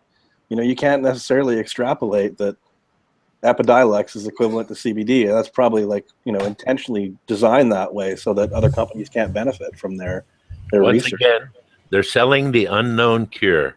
It's been going on since the beginning of time. I clearly remember looking at bottles of cocaine and heroin sold in the 1920s as miracle cures. Yeah, well, heroin's named heroin because it was the heroic opioid that wouldn't get you addicted. That was what they thought at the time. Yeah. They used to sell it over the counter, Bayer heroin, right beside the Bayer aspirin. Yeah. And the scientists who discovered and invented it took it themselves, about 5 or 6 of them, and none of them became addicted. Yeah. Well, they might have taken it once or twice. They did not become chronic users of it, no. And where other people, like morphine during the Civil War in America, that was called soldier's disease because they had invented injectable morphine right at the same time that the war happened. And wow, what a problem. Well, all of the downers, I call them, unfortunately cater to mankind's desire to escape from reality. And that's what happens. That's why you get so many people taking them and taking them in bigger doses because they're not handling what's going on around them. And so they take this stuff to anesthetize themselves. Unfortunately, the growers, manufacturers, makers, and sellers have escalated the material till it's deadly, and people are dying from it. Well, I think the other thing to look at, I deal with just 3 days ago, when you have a non-verbal autistic 14-year-old that, when they deal with autism, they deal with giving them steroids, and they don't really have anything they can really do for them. But if you talk about when we introduced, he started to have seizures all of a sudden, and we introduced some CBD and some CBN for the spasming, and he hasn't had a seizure since. They prescribed him some pharmaceuticals. The parents didn't want to do it. They already had him on the program. He was already taking P3 and P4 at night and doing really well. But he's going through that hormone time when he's 15. So, well, by your own description just now, he was obviously lacking those in his system, and when you gave them to him, bang, it stopped the seizures. Whatever works is always my mantra. I don't know if it's a lacking of, but I think Kevin is on the pathway of discovering what that is. I say that I don't know. And whether CBD or a combination of CBDA or CBDN, whatever it's doing in the receptors, it may not be a lack of, but it may be a triggering effect. You get a certain amount of. Kevin? What do you feel, Kevin? I got distracted with too much humor on the side chat there. Sorry. That was Mark. So is this about receptor biology and polymorphisms? We were saying that's kind of where I'm getting at, where it's somebody says, go ahead, John. No, Tony, go. I was just going to say what John's saying is, that's kind of for where somebody might have a cannabinoid and then it triggers, and we're, with this autistic, they're not having seizures, where I feel now, I don't know, and I think what'll end up happening is you're on the pathway of discovering that it maybe be like we're just lacking CBDA or CBD or CBN, but more or less that it's triggering certain type of responses and pathways that are being done through this type of cannabinoid supplement, you know? Yeah, I mean, my general sense is that all of these diseases that we typically group as one disease, we're going to find throughout the years are really like 300 or 400 different diseases. Like in epilepsy, it's now known there's at least 500 genes involved in epilepsy, and based on which mutation you have and which one of those, you present differently. And sometimes the presentation actually overlaps with mutations in other genes, and so it gets really confusing. I think ASD is going to be the same thing. They're going to start to stratify this and realize there's a host of them that are very environmentally sensitive to toxic loads, like acetaminophen and maybe even some of the crap in the vaccines.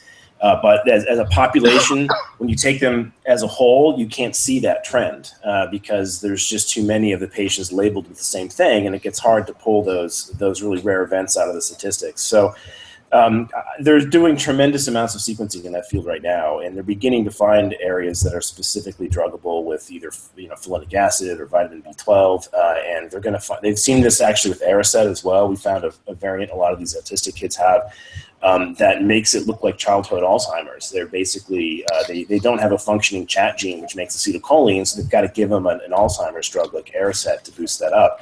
THC would probably work even better because it also boosts acetylcholine levels, but it's the third rail and they don't want to go near it. So I'm hopeful in the next 5 years this is going to start to get teased apart, and they'll start to know whether it's THCA, CBD, or THCV that's needed for each of these things. But it's still it's a huge wide open field with a lot of promise. Here's my question. We were talking about when someone gets a dose, for instance, who's been autistic or is having seizures all the time, and they get a dose of CBD and it stops.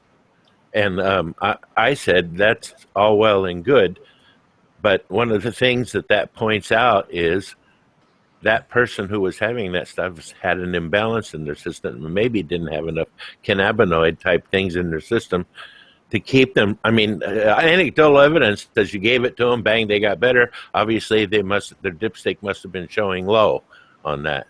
And I just wonder, there's a vast difference between that kind of thing and someone like me who takes it because of back pain. Mm-hmm. Yeah, there is certainly this honeymoon effect.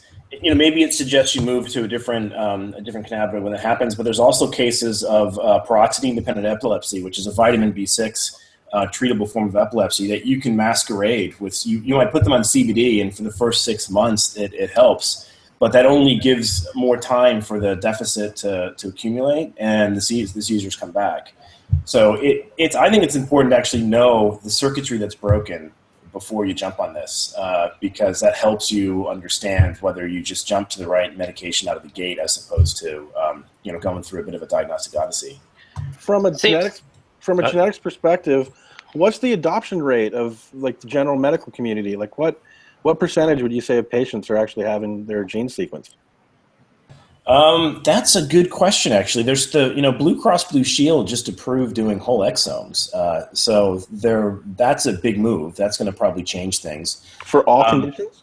No. There has to be a good letter of medical necessity. And in fact, for a while, they actually even held epilepsy as one that wasn't warranted for sequencing. And until a bunch of the epileptologists kind of freaked out on them, they maintained that. But now they're allowing and reimbursing for a lot of these tests. So I bet once it gets down below the $1,000 mark, it's going to start to go direct to consumer because the deductibles are only going to go up with what's going on, at least in our country, and more of the patients are going to have to start picking up the tab on use insurance for what it's really needed, catastrophic needs, as opposed to using it for like an oil change.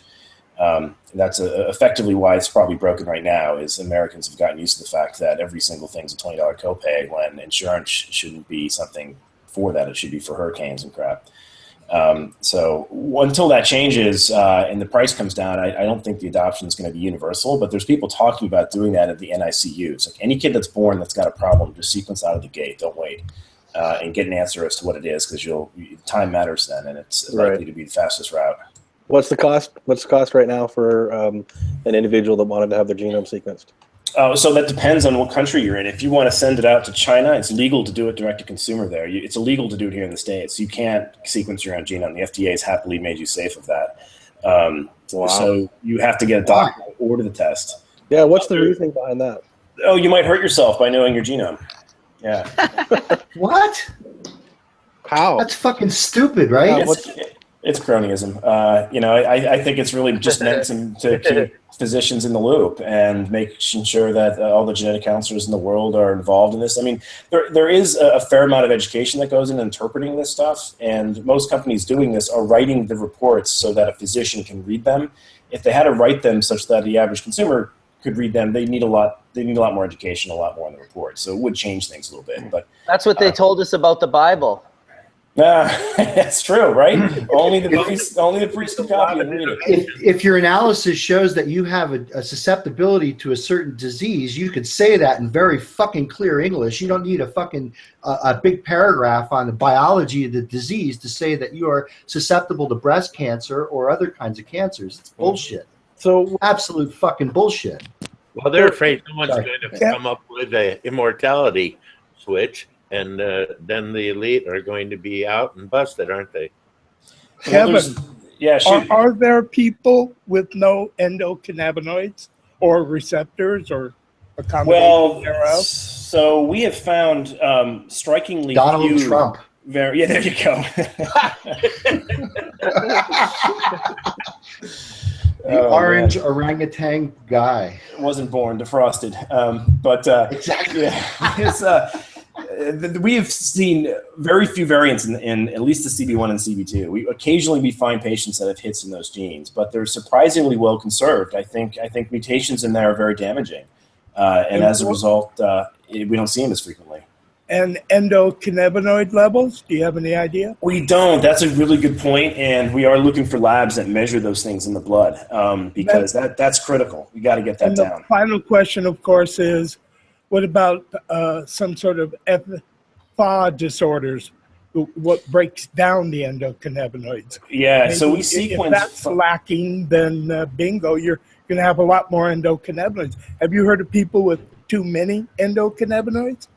Well, yeah, that might be you. There's a lot of all the smokers here. There's a lot of research on that. They did spinal taps with people that had schizophrenia, and they found higher levels of endocannabinoid metabolites. So there's definitely a range in the population of people that have different levels of expression. Yeah, we sequence FA, we sequence MAGL and DAGL, which are both involved in the synthesis of anandamide and 2-AG, and CB1, CB2. Probably, I think there's about 12 genes that we cover it really should be 175, but we can't get all of those reimbursed by insurance companies until they can find hard evidence that they actually link to a disease, and that data is just not there. But you can find mice models and other things where you knock out certain genes and they create seizures, and so those ones can be added to a clinical list. They don't want you sequencing things that are exploratory, and they don't want you sequencing things that might lead, like in pediatric cases, they don't want you sequencing Alzheimer's risks, because what do you do with a pediatric epilepsy patient when you find out they have an Alzheimer's gene? You've now implicated all of their relatives who aren't necessarily consenting to the sequencing process with that information. Likewise, BRCA genes, like those, makes sense to sequence those in women who are 40. Perhaps it doesn't make sense to sequence those in children until they're consented and know what to do with the information. In fact, it makes sense to actually sequence that in much younger situations. If you have a heritable form of breast cancer, you want to know about it out of the gate because there's actually something you can do about it. But a lot of cases there aren't. I would argue I want to know the Alzheimer's variants in my family because they've been shown to play a role in chronic traumatic encephalopathy. You have a 6-fold higher likelihood of getting that if you have an ApoE epsilon 3 variant, and that's a variant that induces like a 10 or 12-fold higher rate of or risk of getting Alzheimer's. So that's one that we know is kind of a marker. If you got it, you should be sucking on vape pens like Diaz was if you're a fighter, or maybe get out of the game if you don't want to end up where that type of head trauma can lead. Don't play football. Yeah, so start smoking it before you forget what the pipe's for. Yeah, right. It's pretty incredible how deep this is all taking us. It's really quite something. Who would have guessed 20 years ago that we would get this deep into it? Yeah, well, it's only going to go deeper with all this, even the genomics of the plant that's coming about. Yeah. And I keep Incredible. searching for proof of too high of endocannabinoid levels being harmful. I'm not sure I really believe it, but I want to search for it. Well, let me tell you my anecdotal experience with that when they told me I had the skin cancer on my back and my nose. I started consuming 1/8 of a cup a day, and that went on for about 6 months. And the only thing that really came about was the next time they sent me to the skin specialist there to take a second look at it and see how far along it was gone. Yep, John, but those are phytocannabinoids, not endocannabinoids. Endocannabinoids are produced in your own body. Well, I think my body must have been producing some of those from. Well, if you're consuming essential amino acids, it most likely was.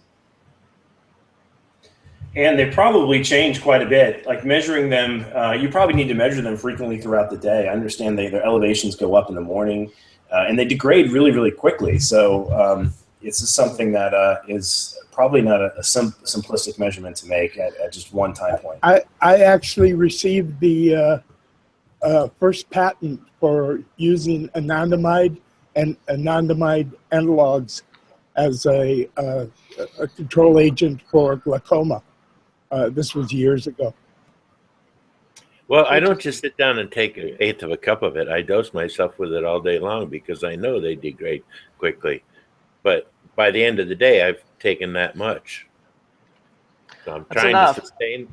The phytos decay much slower than, I think a couple mushrooms make anandamide, actually. I think shiitakes might synthesize anandamide. But the plant's cyclic molecules resist rapid degradation, which is one reason why their half-lives are so long in the blood. Yeah, we delivered them across the eye barrier with cyclodextrins. These are the anandamide analogs. Yeah, correct. Yes. I'm going to go see Paul Stammen speak in a couple of days. I'll ask him about the mushroom that produces anandamide. I'm sure he knows. I met Paul in a tiny cafe way up north 30 years ago. And nice. I was there. Paul's good people. Yeah, he's great, man. He was very, very careful, but he did agree to meet me, and we met. We had a very excellent talk way back when. Ate breakfast and had a good hour-long conversation with him. And he was very, very informative guy. I mean, that was the day I met him. He gets standing ovations when he speaks. Like when he speaks, it's unbelievable what he's saying these days. He had property in Olympus in Washington State, and still does. Yeah, just a few miles from where my mother lived. Yeah, Rob had been there before. Correct. So have I. Because when I met Paul at a psychedelics conference, and I asked him to if he could identify this mushroom, and I held up one of Joop Dumas's macro photographs of a trichome, and he's just staring at it like, whoa, I've never seen anything like that. I was like, it's a trichome. Sort of good way to break the ice with Paul Stamens. But we ended up talking a little bit about Rob and yourself, actually. The mutual friends. I know him before the gray hair and the beard and everything. I met him and his wife and a couple of his little kids there. Well, his book taught me how to pick mushrooms. I'll tell you, psilocybin mushrooms around the world. That book literally taught me how to identify, close to a dozen psychedelic mushrooms here in British Columbia. Being able to go around and pick them all in different areas was, just a huge bonus. It was a big deal. I really was very thankful for that knowledge. What is that, Tony? Well, this is 99% THCA with about 8 or 9 drops of Karma's Bitch. Is it on a chopstick?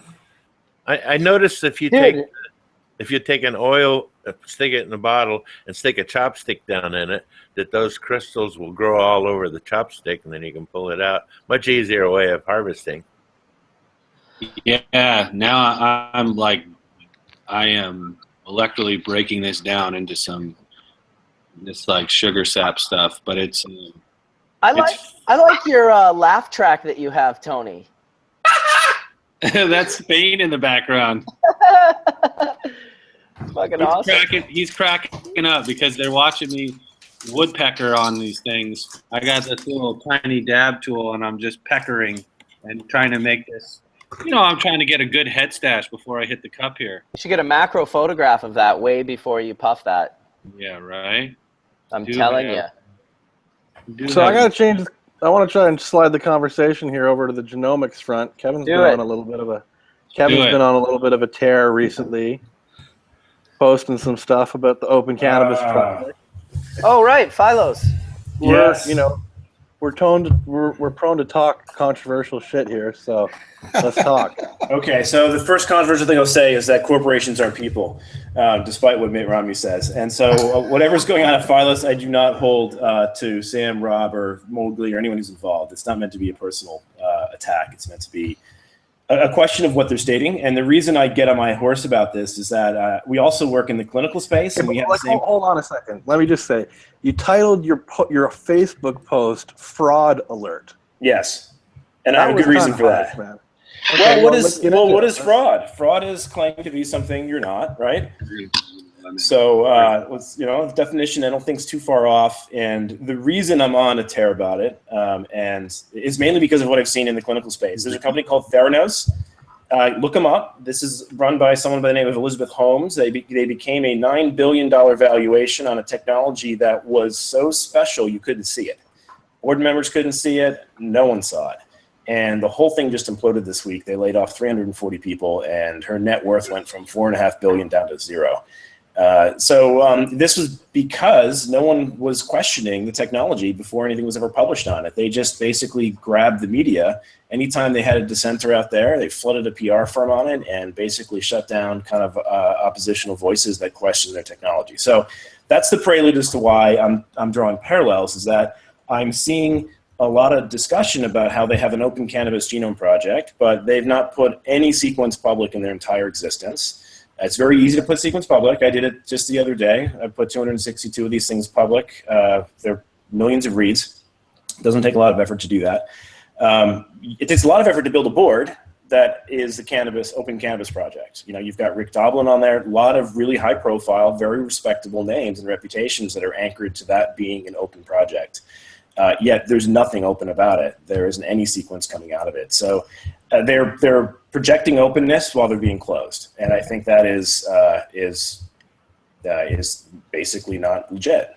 So and it comes to regulation in a market like this, I have become less and less convinced that centralized regulation works. Like when it gets federalized into things like the FDA, because the FDA always gets bought.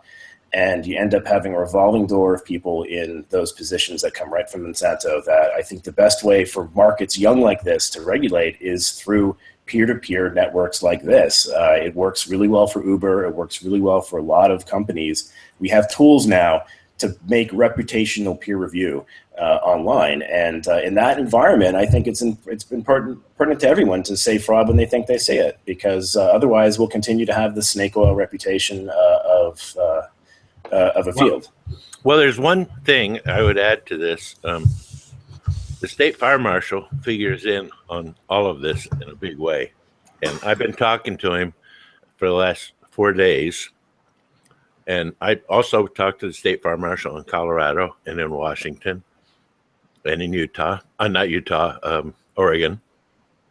And they all feel the same way. The thing the guy in California said to me was he wanted to see my patent and he wanted to see the standing of my company. And so I sent him the company standing, the background, and the patent. And then he got in touch with me and he says, okay, he says, we determined that you're legitimate and we do want to talk to you about this. He says, we've had a lot of calls from what I call knuckleheads that refuse to come out of the shadows.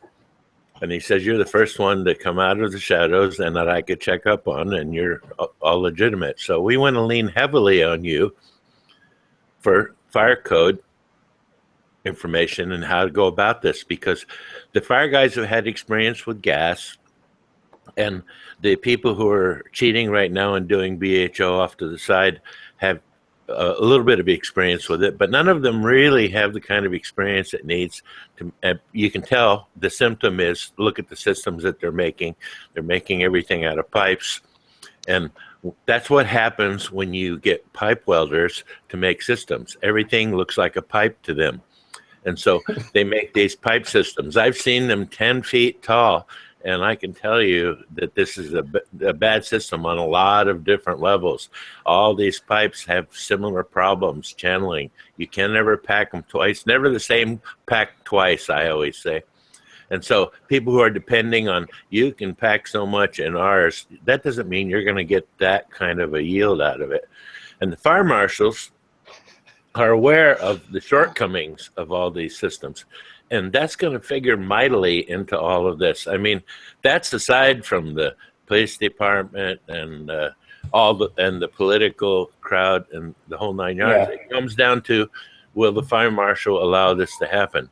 And I'm happy to say that from the talks I'm having with the California State Fire Marshal, that similar kinds of systems that are deemed safe, and they're going to use my system as a model for that, are going to be allowed here after November. So I have a question, John. How, not to cut you off, but how did we get to talking about this? Kevin had stated a specific point. How are we talking about making BHO in California? I think I can connect it in that he was discussing regulatory bodies that can be captured. But I think the difference with John's experiencing is state-to-state regulation is actually like a laboratory of regulation, which I find to be actually much more effective, because you can see different regulations be tested in Nevada versus Colorado versus California. That frustrates people because you have heterogeneity out there, but it actually, in a new market, I think can help demonstrate certain regulation that works versus like stuff in Washington State that may not, you know? And that helps us, I think, distill what are the best regulatory models. What I worry about is when they get heavily centralized. And like, if you look at the FDA's model, half of the revenue comes in from the PDUFA Act, which is the pharmaceuticals directly pay them. So exactly, who do they regulate? They're you're not the customer of the FDA. It's the pharmaceutical industry that is. And that's clear by their balance sheet. We don't want that necessarily in the cannabis market. We want to try and foster, I think, a lot more competition in the regulatory structure so we can distill what things work and which don't. That's right. But the regulatory group, these fire guys who call themselves the Code Development Department, are going to figure into this mightily, gang.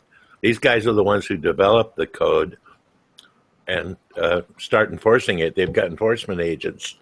And so, Mark, to answer your question, it was about that regulatory agencies. But the fire people are definitely going to be a regulatory agency that figures into it. Right. And they won't be the only ones that will figure into it. And Kevin, I can't really answer for Mowgli or for Phylos, but I've been told that within a few weeks they will release information. And one of the slight difficulties they have is all of the people who contributed have to give permission for the information to be released publicly. Exactly. That's slowing it down slightly, but yeah, they are a service laboratory. It will be. Yeah, they are a service laboratory, and it is their clients' data. So, you know, they can't just be open about it unless everybody else signs off on that. So, I think that we will. That's not the mission statement in the Open Cannabis Project. It's that they are going to try and protect everybody by putting this stuff public. And their protection is an IP protection point. And the worst thing you can do for IP right now is to hoard that data and keep it private, if they're trying to define what the public and the prior art is. I agree with you, and I think in the end they will. But I can say that if I contribute particular genetics to them, whether or not that be published publicly or not should be my decision. For example, that would mean I could not register that variety or patent that variety if the information's already out there, if it's already in public domain. Well, maybe I spent 10 years developing that variety. I don't really think that there is much to be, you know, everybody's saying, oh, we sequence these varieties. Nobody's going to be able to patent them. You know, you don't submit genetic data when you file a patent. And so You do. is genetic. Sorry. You do. You do. Yeah, there are people who are sequencing and submitting. In fact, the first one that issued has a BTBD genotype mentioned in Claim 1. It wasn't. Well, I mean, you know my involvement in that, so. I'm not meaning to needle at all. I'm just saying that you can use it as prior art. You may not need it. What you can't. I agree with you in that, like, getting gene patents isn't going to work anymore. That's not the intent. It's more to prove that you have that something's in the prior art. You can get a DNA fingerprint of it and put that public, and that can demonstrate that a prior business use existed at a certain date and time. You may not get any claims off of it, but it can still be used as a defensive form of IP. It just helps to build the prior art. So if the USPTO decides to look at another patent similar to the one that issued, they presumably have to search the prior art and see if there's something else out there just like it. And if there is, then can you understand? Why? If somebody spends 10 years developing a new cannabis variety with specific, unique whatevers, that they might want to sequence it to see where it fits into the big picture, but at the same time, they might not want that information publicly submitted. 100% agree. I'm not, and I don't have any issue with people holding data private. That's totally legit. I was only bringing up the fact that they are attempting to make the pitch that they're putting all this stuff public and being an open cannabis project while it's all private. I honestly believe, Kevin, they are trying to. I believe that. Yeah. You're also remember there's two entities there. There's the Open Cannabis Project, and then there's Phylos. So you can't paint the ball onto the same brush, right? Because it is two separate entities with different agendas. I believe this the agenda is shared, but that's my interpretation of what. Yeah, but hold on a second. Let's put that in the context that there's three or four people in the business, and you're one of them, right? So no, that's totally understandable. It's hard for it not to come off a little bit of sour grapes, dude. And that's just my personal opinion. The other argument is that you probably would benefit from that information being released more than anybody else, because you're already looking at things in the genome that other people can't see. I'll be totally straight with you that if Phylos is the best thing that ever happened to us, without them being around, everyone thought we were crazy. Once they showed up, investors realized, oh my God, there's a market here. Someone else is doing it. So the last thing I want is for them to disappear. But yes, I understand that it looks as if it's a sour grape thing, but it's just coming from a person who has always put data public before they've gone to the New York Times. That may be going to the New York Times. At the same time, John Page has patents. You have patents. Yeah, exactly. Sure. And so, what is reality? That's a different topic than claiming you're putting things public and doing the opposite. I am putting things public. In fact, our sequence all went public in 2011 before anything, even before we hit the news. I agree. Then you had a patent for cannabis genomes and uses thereof. It's a defensive patent that's out there so that no one else can file IP on that. Look at those claims. Those aren't claims that are meant to issue. That's an application that puts the sequence in the hands of the USPTO. So when the USPTO does a preliminary search report for other patents, they can't miss it. If you just hang it on the cloud, they can miss it. But it's registered with them, they can't miss that. And we all know gene patents have been basically obliterated, not only by recent court rulings, but by methods that we've published that obliterate gene patents. So we've been on the tear of making sure that's not happening. What did that patent cost, Kevin? That cost us $20,000 to make it public so that we wouldn't end up with the shit show we have in the human genome. Just $20,000. No, that was just to get the sequence registered with them because it was such a large file. The filing on top of that was probably more.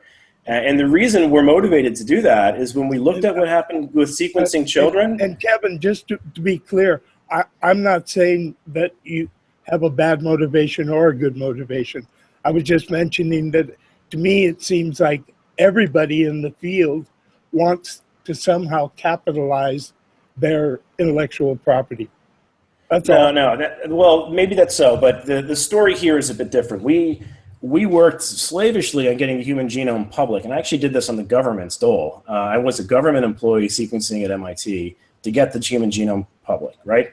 What happened after that was that 20% of the human genome ended up being patented, such that when we want to sequence kids with epilepsy, we have to dance around 4,000 gene patents. That was the case of the business in 2010 or 2011. A lot of that IP landscape has changed a bit, but nevertheless, we didn't want to repeat that because that is a massive pain in the ass and a hindrance to anyone trying to get into the field. If we had 4,000 patents on the cannabis genome, it's going to slow innovation. There's no doubt.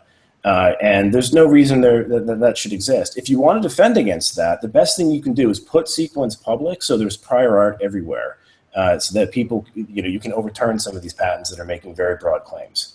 The current patent that issued is pretty broad. It's 3% THC, 3% CBD, and no myrcene. That covers an enormous swath that are, despite us putting stuff public, ChemDog was not that. ChemDog was a high THC strain, and it doesn't fit that.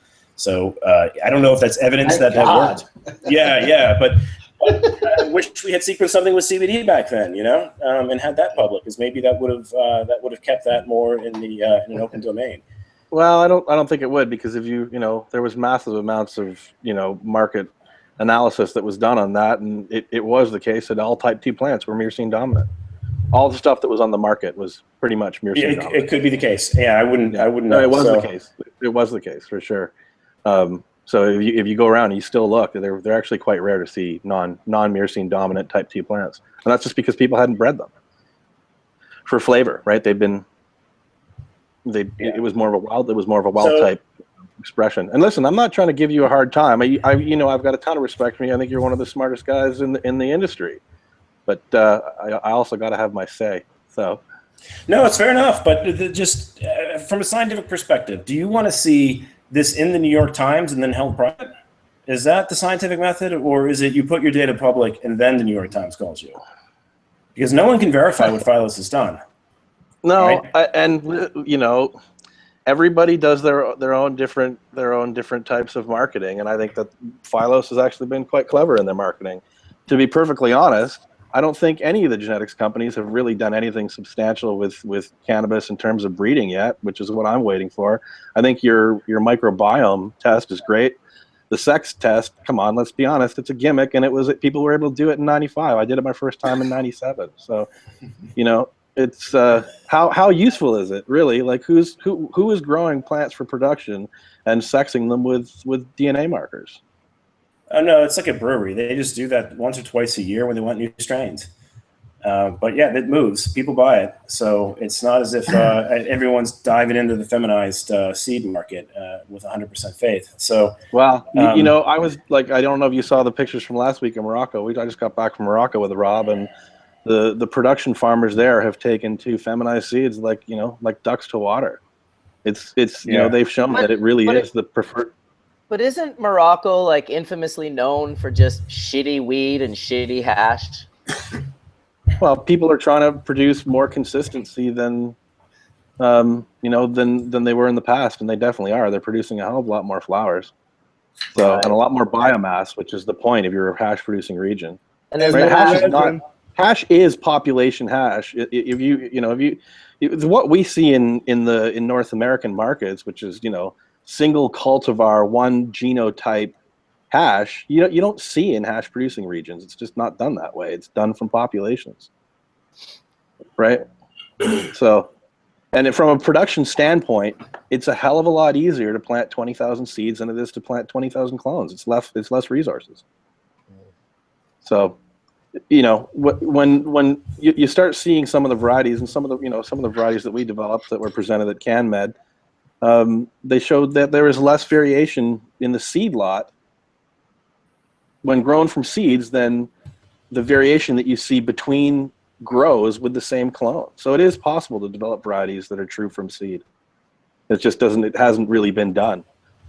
They are genetically further apart from what we've seen sequencing, and not that we've measured all the chemotypes like you guys elegantly did, but the genetics are more distant from siblings than from clones, obviously. Absolutely, because they're not clones. It's sexual recombination, But there's a whole lot of techniques that'll bring that down. I mean, the real plant breeding world, they're doing these things like reverse breeding and busting apart hybrids and creating true breeding parents from them, and then recapitulating the hybrid by breeding them back together. So you end up with essentially all clones, but in seed. So the real plant breeding world is going to change the way things are done in cannabis. There's no doubt about that. It's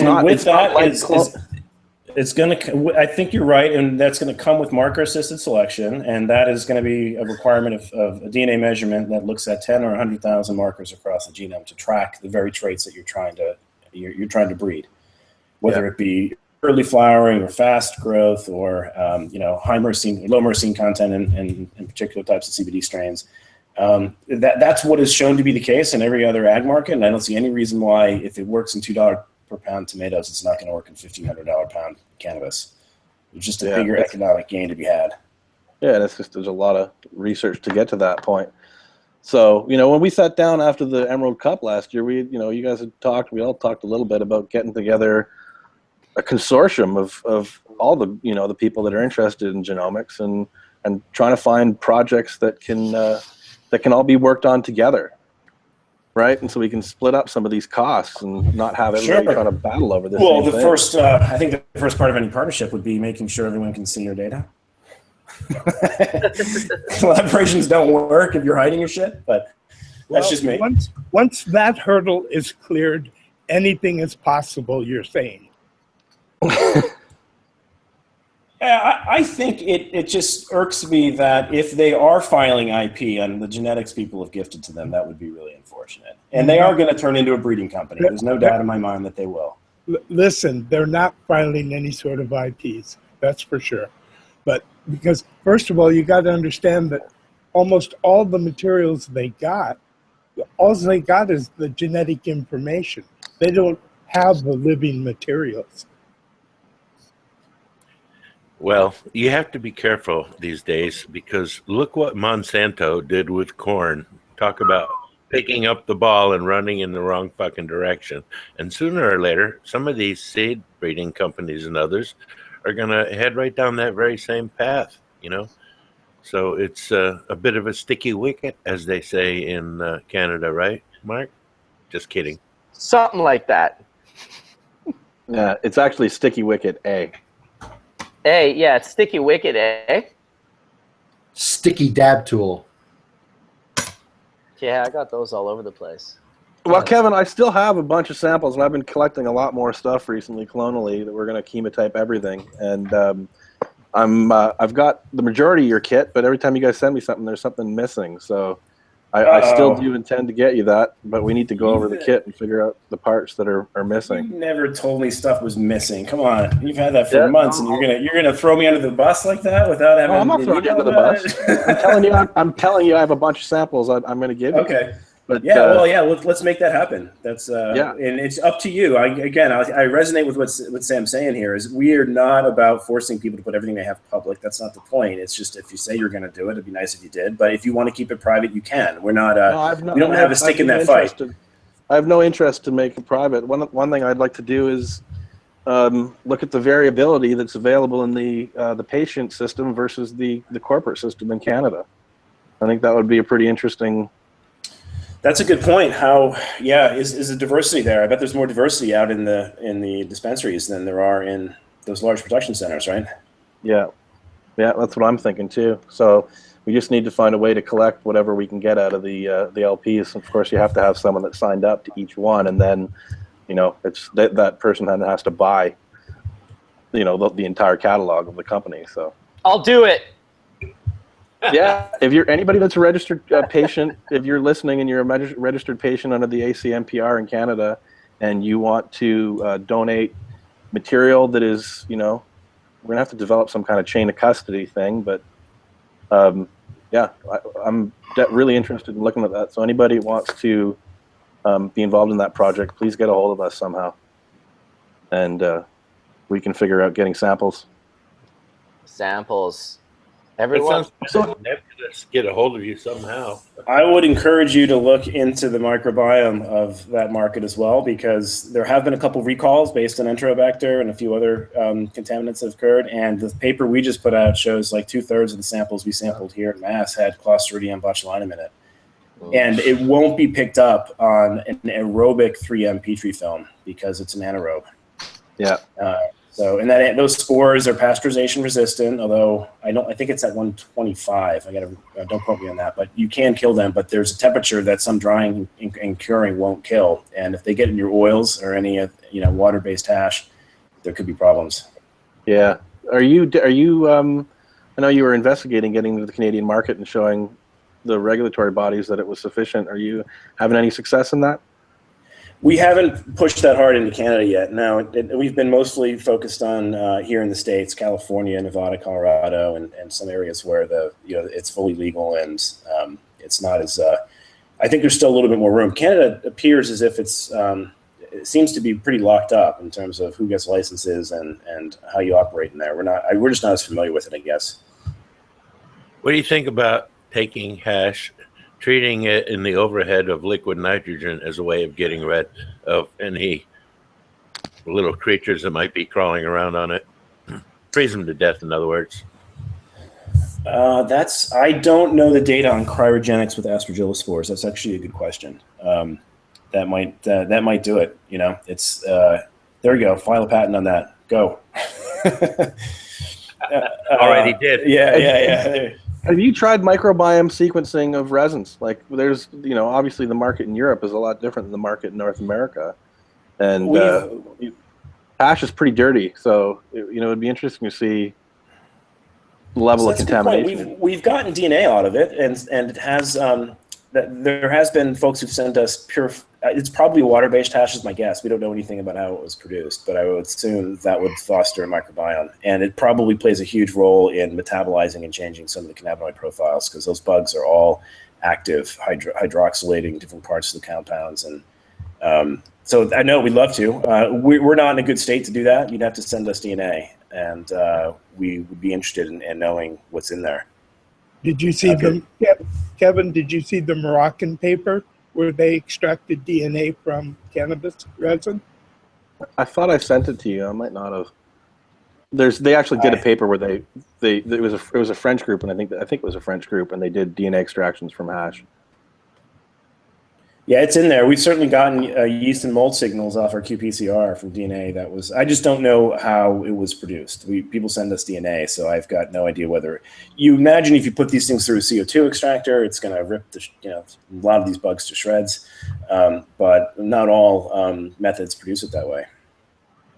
Yeah, well, those are more extracts, and in Europe it's like sifted hash, really. So you're going to have everything from, what the bugs were eating it that shat all over the plants to whatever fungi and molds are present in the samples. So, yeah, there's a good paper I put up on the Facebook site here on. They measured in clover how Clostridium botulinum is getting into the plant. It comes in through the roots and vascularizes and gets to the flowers.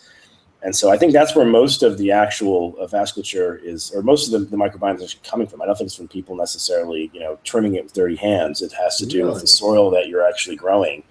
And those bugs are getting in from down there. And we can see, we showed in that paper, a huge shift in, if you have trichoderma or bacillus around, those things are going to knock out aspergillus and knock out penicillium. And so you want those around. The biggest problem is that you're penalized in the current regulatory structure if you use beneficial microbes, because they grow on these 3M culture dishes. So you can't use too much of that without it basically shooting you in the foot. And it's giving a lot of false positives on the yeast and mold test. So we've got a yeast and mold test is predominantly used out there that grows bacillus. So, what are you going to do when you get a high yeast and mold count? Some people are going to add fungicides, like Eagle 20. So it's a nasty feedback loop if we don't get it right. For Turkey-Gama, I used it for years. And we used to use it when the field was fallow, not when there was a crop in there. There's all types of great literature on trichoderma, actually. It makes like a chitinase that goes and destroys other fungus and molds, and it's usually destroying the ones you don't want in the plant. So it's a very good beneficial microbe. Our primary foe was Fusarium. Yep, that's where it's published, yeah. So those are, we want to try and convince regulators that you don't want to penalize people for using beneficial microbes, because it's probably the best way around using fungicides, is if you have a healthy soil, you're not going to end up with these things. And at the same time, the methods that we're using, this 3M Petri process, it's not growing aspergillus, and it's not picking up Clostridium botulinum. And those are really the main concerns in this field. There's the only clinical deaths in the literature in cannabis are from aspergillosis in the lungs. And they had one last year in Canada of a patient. This is the first time I've ever seen this, where they actually surveyed the bugs in the lungs that caused the pneumothorax, and they surveyed the cannabis and found the same profile. And so they finally firmly confirmed that the bugs came from the cannabis. And he's a vaporizer. So the vaporization wasn't getting rid of the spores because it's not pyrolytic enough. And we've got a lot of immunocompromised patients that might be resorting to that because people think that's healthier. So there's that if we don't get this right, we're just going to be randomly failing 20% of the crops out there based on what's in the soil.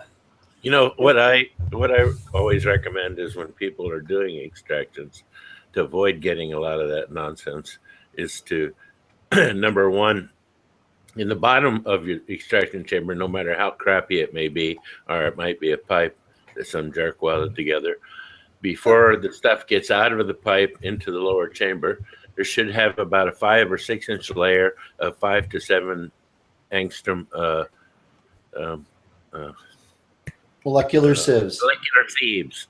And then on top of that, you should have a 1 micron cloth bag filled with activated charcoal, so that your entire extract goes through this activated charcoal, which, I mean, if you get the right stuff, that's miles and miles and miles that stuff has to make it through. And then it has to make it through the molecular sieves and the 1 micron filter. I understand that they're smaller in some cases than 1 micron, but the molecular sieves measure 5 to 7 angstroms, and they're not likely to get through that, to my knowledge. I might be wrong, so you can, if I'm wrong, you can tell me, but that's what I suggest.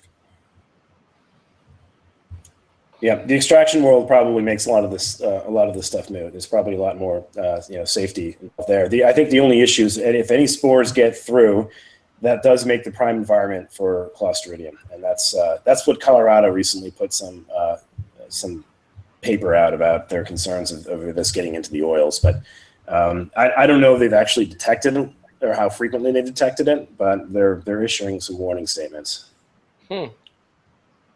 Well, as I said once again, that you have to take the precautions, and if you go to the trouble to filter it there and then filter it as it comes out of the lower chamber using the same method, the activated charcoal and molecular sieves, you're far less likely to pass along any spores.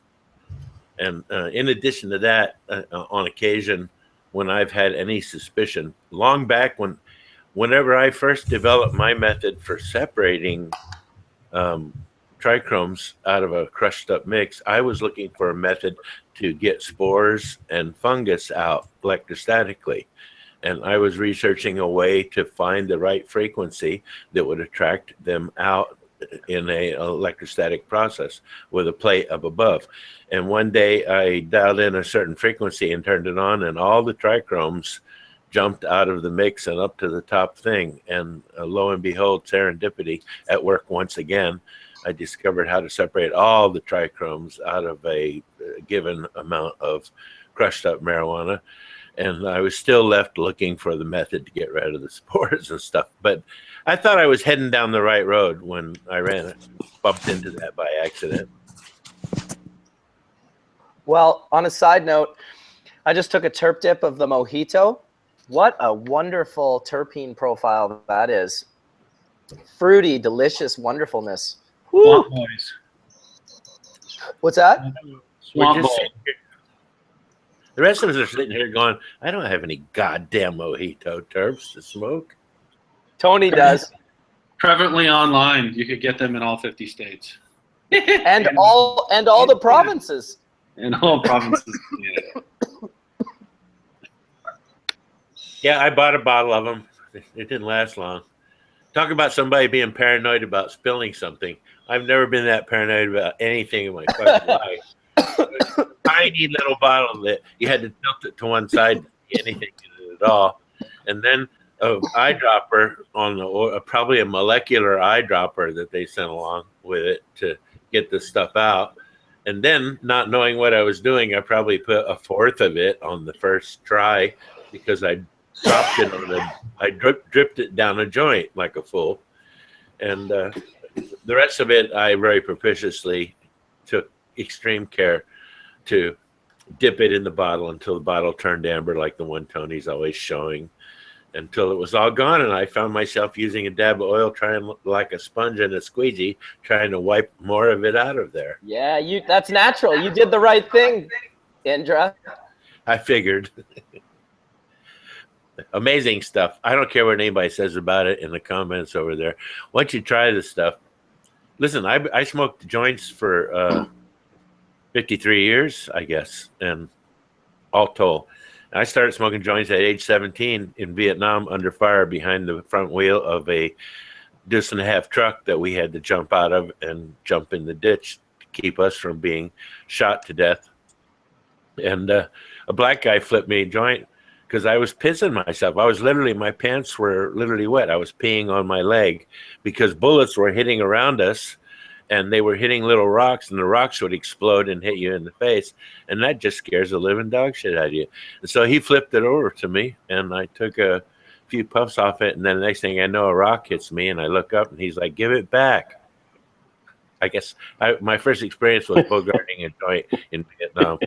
And I smoked them for years until Marcus introduced me to the little tabinator with a battery heated nail in it, and I thought, yeah, I'll try this once in a while. 3 days later, I haven't smoked a joint now for 4 days, and I did try one. It tasted like hay.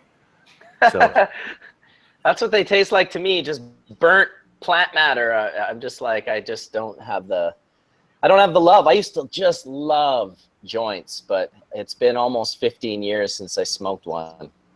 You and me, I could roll it with one hand. I mean, I was a joint-o-matic. I loved them. But you broke me of that habit, Marcus. Well, I'm sorry, or I'm not sure if you want me to say you're welcome or I'm sorry, but either way, I'm both. No, it was all good, man.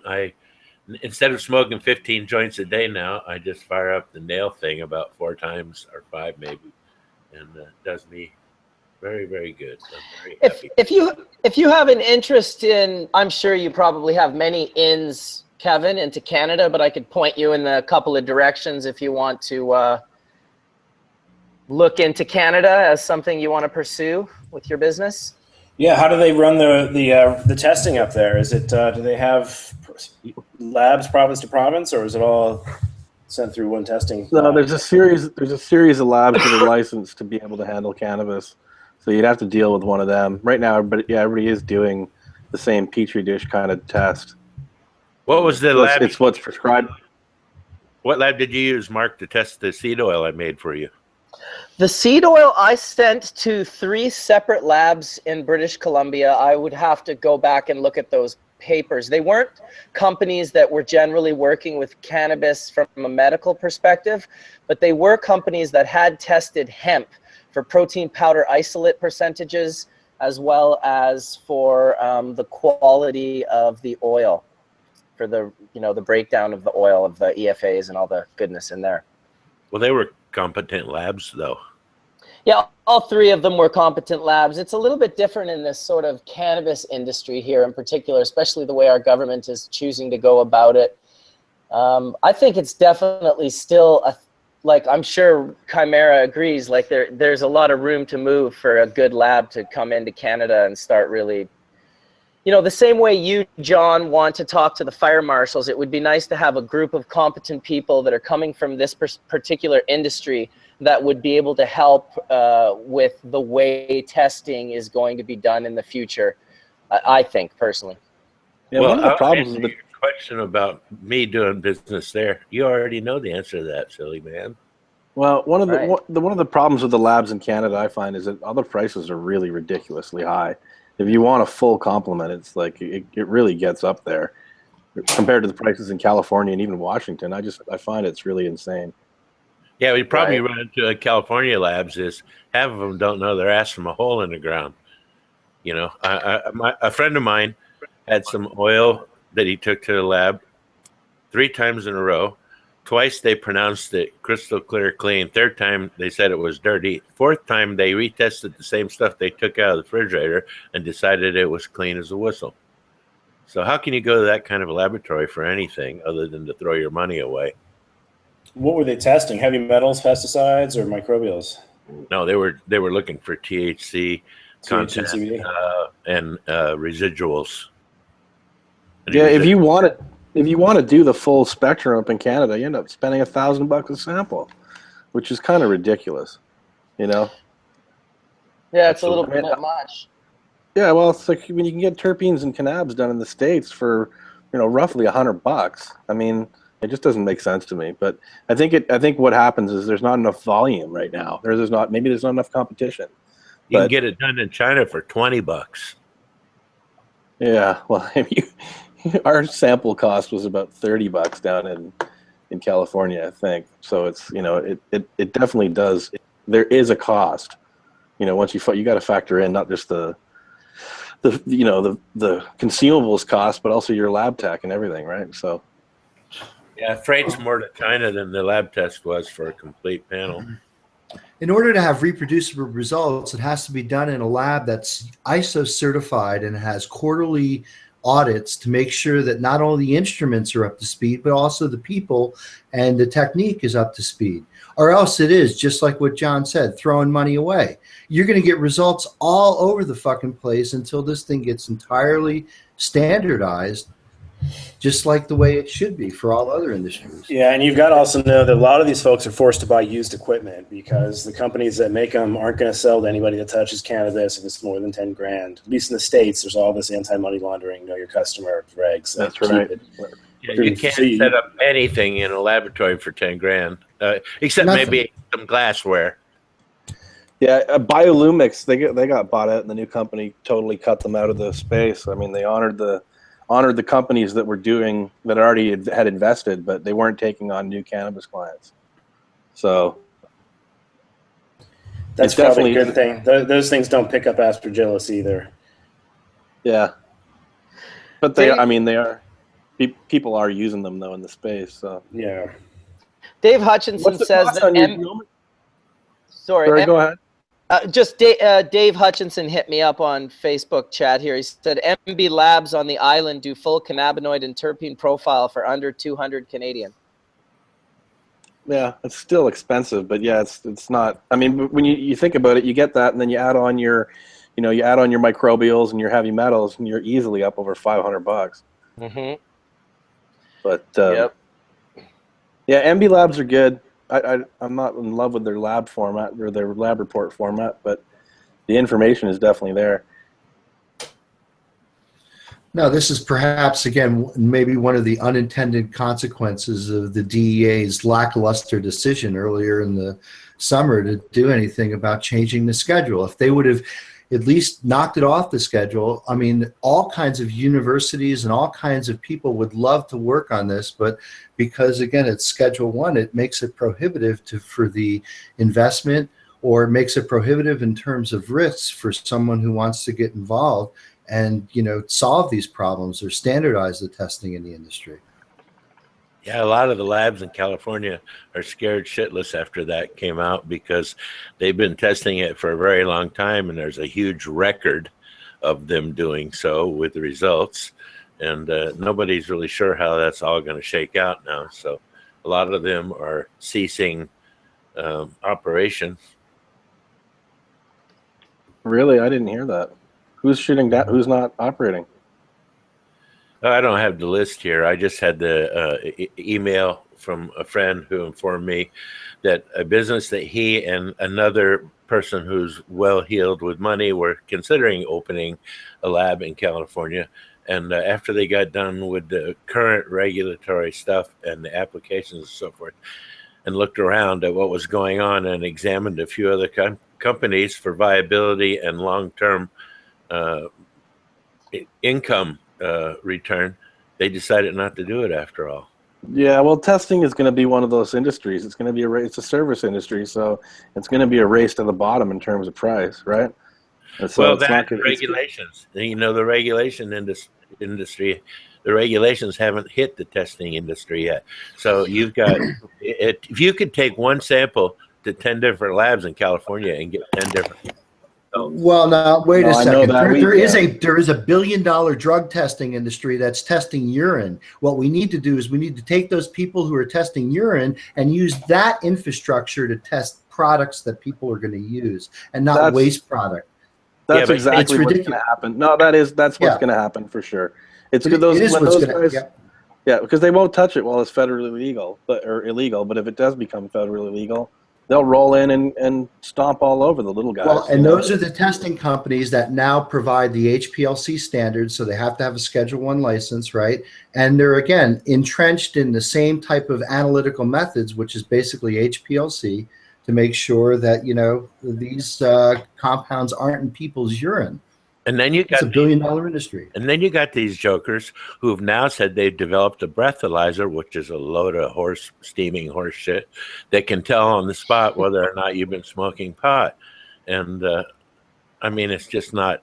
It's just not true. That's a load of bullshit. So until the amount of THC or THC metabolites is statistically correlated to a wide swath of users in the population to driving impairment, where that's the only reason, everything is bullshit. And that study doesn't exist because we would know about that. It takes years to do those studies. I've seen the breathalyzer study. Not only can they tell exactly how much THC and CBD and THCV and CBG and et cetera, you have, but the exact terpene profile. They can't link it to driver impairment. That's the problem. Wait a minute. With Mark on this, if this driver it works way better than a GCFID. In Europe, they use this like in Czech Republic and Germany and Italy. They use this spit test. They essentially put like a little dipstick under your tongue, and if you've smoked in like the last hour or two, they can detect it. I'm with Mark on this. I don't think it has the levels in your blood are meaningless next to impairment. I mean, there's cases where ADHD patients drive better with THC in their blood than when they don't have it because their neurochemistry is off and you're just basically getting it back to baseline. And here we are in a world where we've got like cell phones that can do fucking Pokemon. Why can't we have driver impairment measured on one of these? We don't need blood chemistry to fix this problem, but you better believe there's some lab that wants it to be that way, and they're lobbying like hell, and they're usually owned by FBI agents. Well, they want to do that sort of thing because they want to support the industry that sends people to jail for it instead of trying to understand it, unfortunately. This is what's going on. These people who are control freaks are busy trying to make a business out of how to control us. Always has been a multi-billion-dollar industry. It's just, unfortunately, it's the goddamn piss testers who's been making the money. Yeah, seriously. And the prison and owners. Well, how about we give props to Damian Marley for creating a giant grow inside of an ex-prison in California. He's also retraining. He's retraining the guards to become gardeners. It's brilliant. It'd be a lot harder for the feds to come and push his front door in, won't it? I'll tell you. This will be the reverse. Feds land in prison in helicopter. Now people are going to break into the prison. Yeah, not likely. Did you see the picture of that place? I suspect he's going to change it a little bit, I hope. I wouldn't. No burglars will be found there. I guarantee that. It'll have to be an inside job because take a look at the aerial photo of that place online and look at the fencing. The PA is going to be flowing reggae on the PA. They're going to paint it dark green. I told them they should loose alligators in between the fences. What the hell? Wow. I read some stats somewhere that like 10% of the energy grid in Colorado is now cannabis lights. Is that true? It seems like a big number. 10% of the energy consumption is lights for cannabis, which makes you think putting all this crap indoors is crazy if you have any environmentally conscious sense. Especially at that altitude. Oh, listen, there's no doubt that that's a coming discussion point. We do use an insane amount of electricity to grow cannabis in North America. Go on Pacific Gas and Electric, and they will show you some statistics there that'll blow your mind about how much is being used for lights. And they've got it worked out because they got this new little system that beams in every single day back to the mother thing at PG&E's headquarters at Crystal Palace and tells them exactly how much you've been using and what kind. Oh yeah, and what time you used it at and for how long. Yeah, that smart meter shit is all of it. freaky. Yeah, smart Freaky. meter. Yeah, that's a nice name for it, huh? Smart meter. Well, that's what they called them here in Canada when they were like, we're going to come change your meter for you. And people were like, I don't want my meter changed. Yeah, no shit. Why is your electricity this high 12 hours a day, sir? We'd like to see what you're doing. Well, I'm welding brass pots to steel, and my welder uses a lot of electricity. And then there's my thing that I use to make my pots after I fire them and all that stuff. It's data mining regardless. I mean, it's finding out when people are home and when they're using particular types of electricity and how often they're using it. And I don't know, it just seems, it's always, everything's like that. Oh, but this will be so convenient. Could also be like, oh, this could be implemented for evil. You got to remember, when they get a tip in the Netherlands, what they do is they send up a tip of a grow. They send up a little portable drone, and it flies around and it sniffs for terpenes. Oh, Sam. That's not a joke. No, it's true. Funny though, joke or not. Yeah, it's funny if it's not your grow. Jesus. Yeah. Oh, I mean, look, we need one of those drones to just set on your desk so you can sniff for terpenes locally around you. Never mind in 50 feet in the air. How good is a device like that in Holland? I mean, they grow all types of flowers that probably spit out terpenes. I'm telling you. What they're doing is they're flying specifically over the house or warehouse or whatever where there has been a complaint. Huh. Yeah, so I bet you the off-gassing. They're not just free scanning the entire population. Oh, not like here, huh? Not like the Dutch, they have this thing about the Nazis, and they just try not to be a Nazi. Look. That's a rather good idea. The Swiss are Germans who live in the mountains, and the Dutch are Germans who live down by the ocean. That's Google's new motto: "Don't be Nazi." Don't be Nazi. Don't be Nazi. That's what Grandma used to say. Don't be Nazi. Yeah, and she said Nazis were not very fantastic. Oh, yeah. Do those electronic noses actually work? I mean, I've seen a few people pimping the electronic nose for cannabis detections, but it seems like apparently for some terpenes, they figured out a way to make it work. Well, I know, but just because law enforcement is using it doesn't mean it works. It just means it can clock people, right? Yeah. But I found a Kickstarter project where they have made a very small. Oh, come on. An It uses a little blue light, and then it gets the light back. It's a spectrograph. It's a small spectrograph, and you can tune it in for whatever you like. Scocio is the name of it, S-O-C-I-O. And there's a lot of people that have been they can use it to check how much water's in the leaves on the plant. You can stick it over a pill, and it'll tell you exactly what's in the pill. So it's a very, very cute little device I ran across for 2 years. Not a spectrograph. Yeah, spectrometer. It's a small spectrometer, handheld spectrometer. But it works like stink. And it can characterize your buds. It can characterize terpenes. I ordered it 2 years ago. It's in the Kickstarter project, so needless to say, I haven't got it yet. You talking about the MDX? No, not the MDX. Yeah, there's a bunch of them, but there's a bunch of them that are out there. Yeah. No, this wasn't made for one. pot. This was not made for pot. This Okay. was completely made as a lab field spectrograph that you could take out in the field and use, that you could put in your pocket rather than carrying along but I mean, it's so accurate. You could stick it on any pill and it'll tell you exactly what's in it. I mean, you can stick it over a glass of water or a glass of whatever, and it'll tell you what's in the glass. I've yet to see one that works, but I'm super stoked to see one that comes out that actually works. I've never seen it yet. I've heard all of the Kickstarters. I've seen a few come out that are absolute swag and do not work. I went to the San Francisco Electronics Show, and they were there, and they had one, and they gave it to you. You could play with it for 20, 30 minutes, and there was all kinds of stuff they had lined up. and you could bring your own stuff. And believe me, I brought some questionable pills along with me and stuck them on top of it, and the fucking thing was accurate. I mean, it was like, it was amazingly accurate. You know, it blew my mind. I want one. Yeah, I mean, those were pills that had a single active ingredient dispersed in like a starch matrix, right? Well, no, a couple of these pills were very suspect about what was in them, and that's why I brought them along to see. And there was multi items in it, and it showed them. Yes, it doesn't just find a pill that just has one thing in it, you know, and tell you characterize that. It tells you everything that's in the pill, and then it can, if you've got it hooked up to your smartphone, which this has to be done, it goes to the big database that they have and identifies it. It sends no such thing. It sends the spectrograph to a major computer. What's the company? Because that does sound very SCOI. I mean, that sounds like something on Star Trek.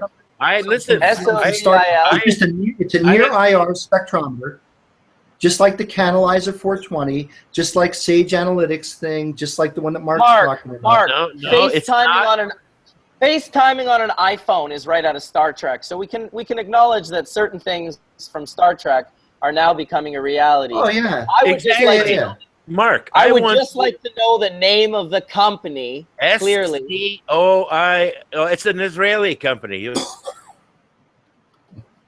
Well, hook me up with it, and I'll just do my own research. URL in a few minutes. As everyone will do their own research. I will send you their URL so you can go look yourself. And Mark, look, I went into a television store not long ago, and or into a glasses store to buy a pair of glasses. And at the end of the thing, the guy said, "That's $700." And I'm like, $700? He said, "What's wrong with that?" And I said, "Look, I went into a television store and bought a fucking TV that receives signals from fucking outer space and recodes them back into pictures that I can watch here on Earth. And I only paid $400 for that." Okay. Point being, technology is... No, the difference was fashion. If you want to be fashionable, you got to pay the grand, dude. Yeah.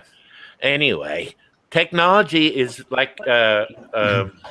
what's told a few hours ago by Kevin is advancing every few months in leaps and bounds. I get it. Again, and I'm a chemist who understands how matter interacts with energy. And again, I understand the whole concept of using a spectrometer. Go to the site, SCOIO. No, I will. I won't spend valuable time here on church doing it. I just put two links. I put two links in the chat. Yeah, I'll go check it out. It's a very handy thing for hash church people and people who are doing pot. It's a wonderful little device. Trust me. Bring it full circle, Kevin. Well, the fashion industry is actually one industry that operates without IP. Just throwing it out there. Hey, I'm gonna. I gotta sign off here because I came down to go to this cup and I missed the first day. What's the cup? It's some Los Angeles cup that High Times is doing. Future Cannabis Cup. Concentrate. It's a concentrate only cup. Well, go have fun at the concentrate only cup, Tony. We do appreciate you coming in and sharing your time with us. Yeah, I gotta step back too. I'm also gonna say ciao. Where's it at, Tony? It's in Los Angeles. Well, it's in San Bernardino. Los Angeles armpit. Too far. Too far. Yeah, it's a little bit too far, but you know, we did a collaboration. We did a little Bubbleman collaboration with CHR, like the LA Kush CHR guys down here, and we did some collaborations with Gold Drop. So should be interesting.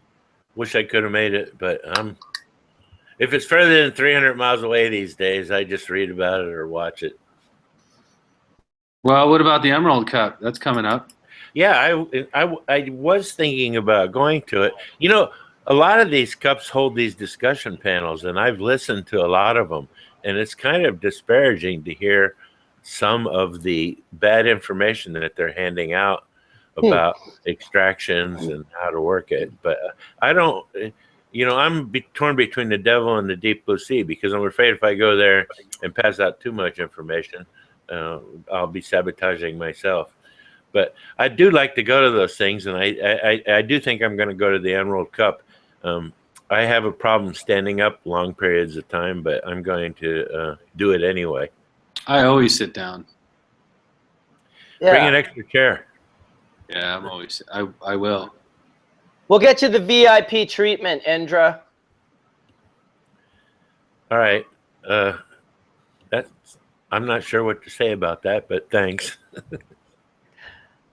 Of course. Well, we'll just get you treated properly while you're there. Oh, I thought maybe a nice wheelchair or something. Yeah. Marcus won't be there because he can't go to California yet. Yeah. Unless I am there. Unless I You do might. go to California. You might. We'll see. We'll see. Yeah, maybe you could take one of those Uber drones. How about an ultralight? Well, I'm gonna take an Uber drone out of here because it's like almost 1 o'clock, and I gotta get there eventually. And it's Thanksgiving. I think I'm going to take my drone, which I brought over to my friend's house, and just fly it around his neighborhood and just have fun because we're going to have a nice meal later on. I do want to thank Kevin Mckernan for coming in and opening the wonderful dialogue of conversation that he always does. Chimera, was a pleasure. Sorry that we didn't get to say goodbye to you, that you had to leave already. But Mark Scialdone, Indra, Skunkman Sam.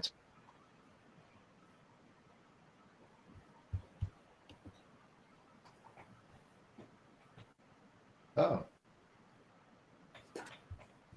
We don't need him anyway. Let's just go on. Did he freeze? I think he did, yeah. He froze. Oh my God. He ended it.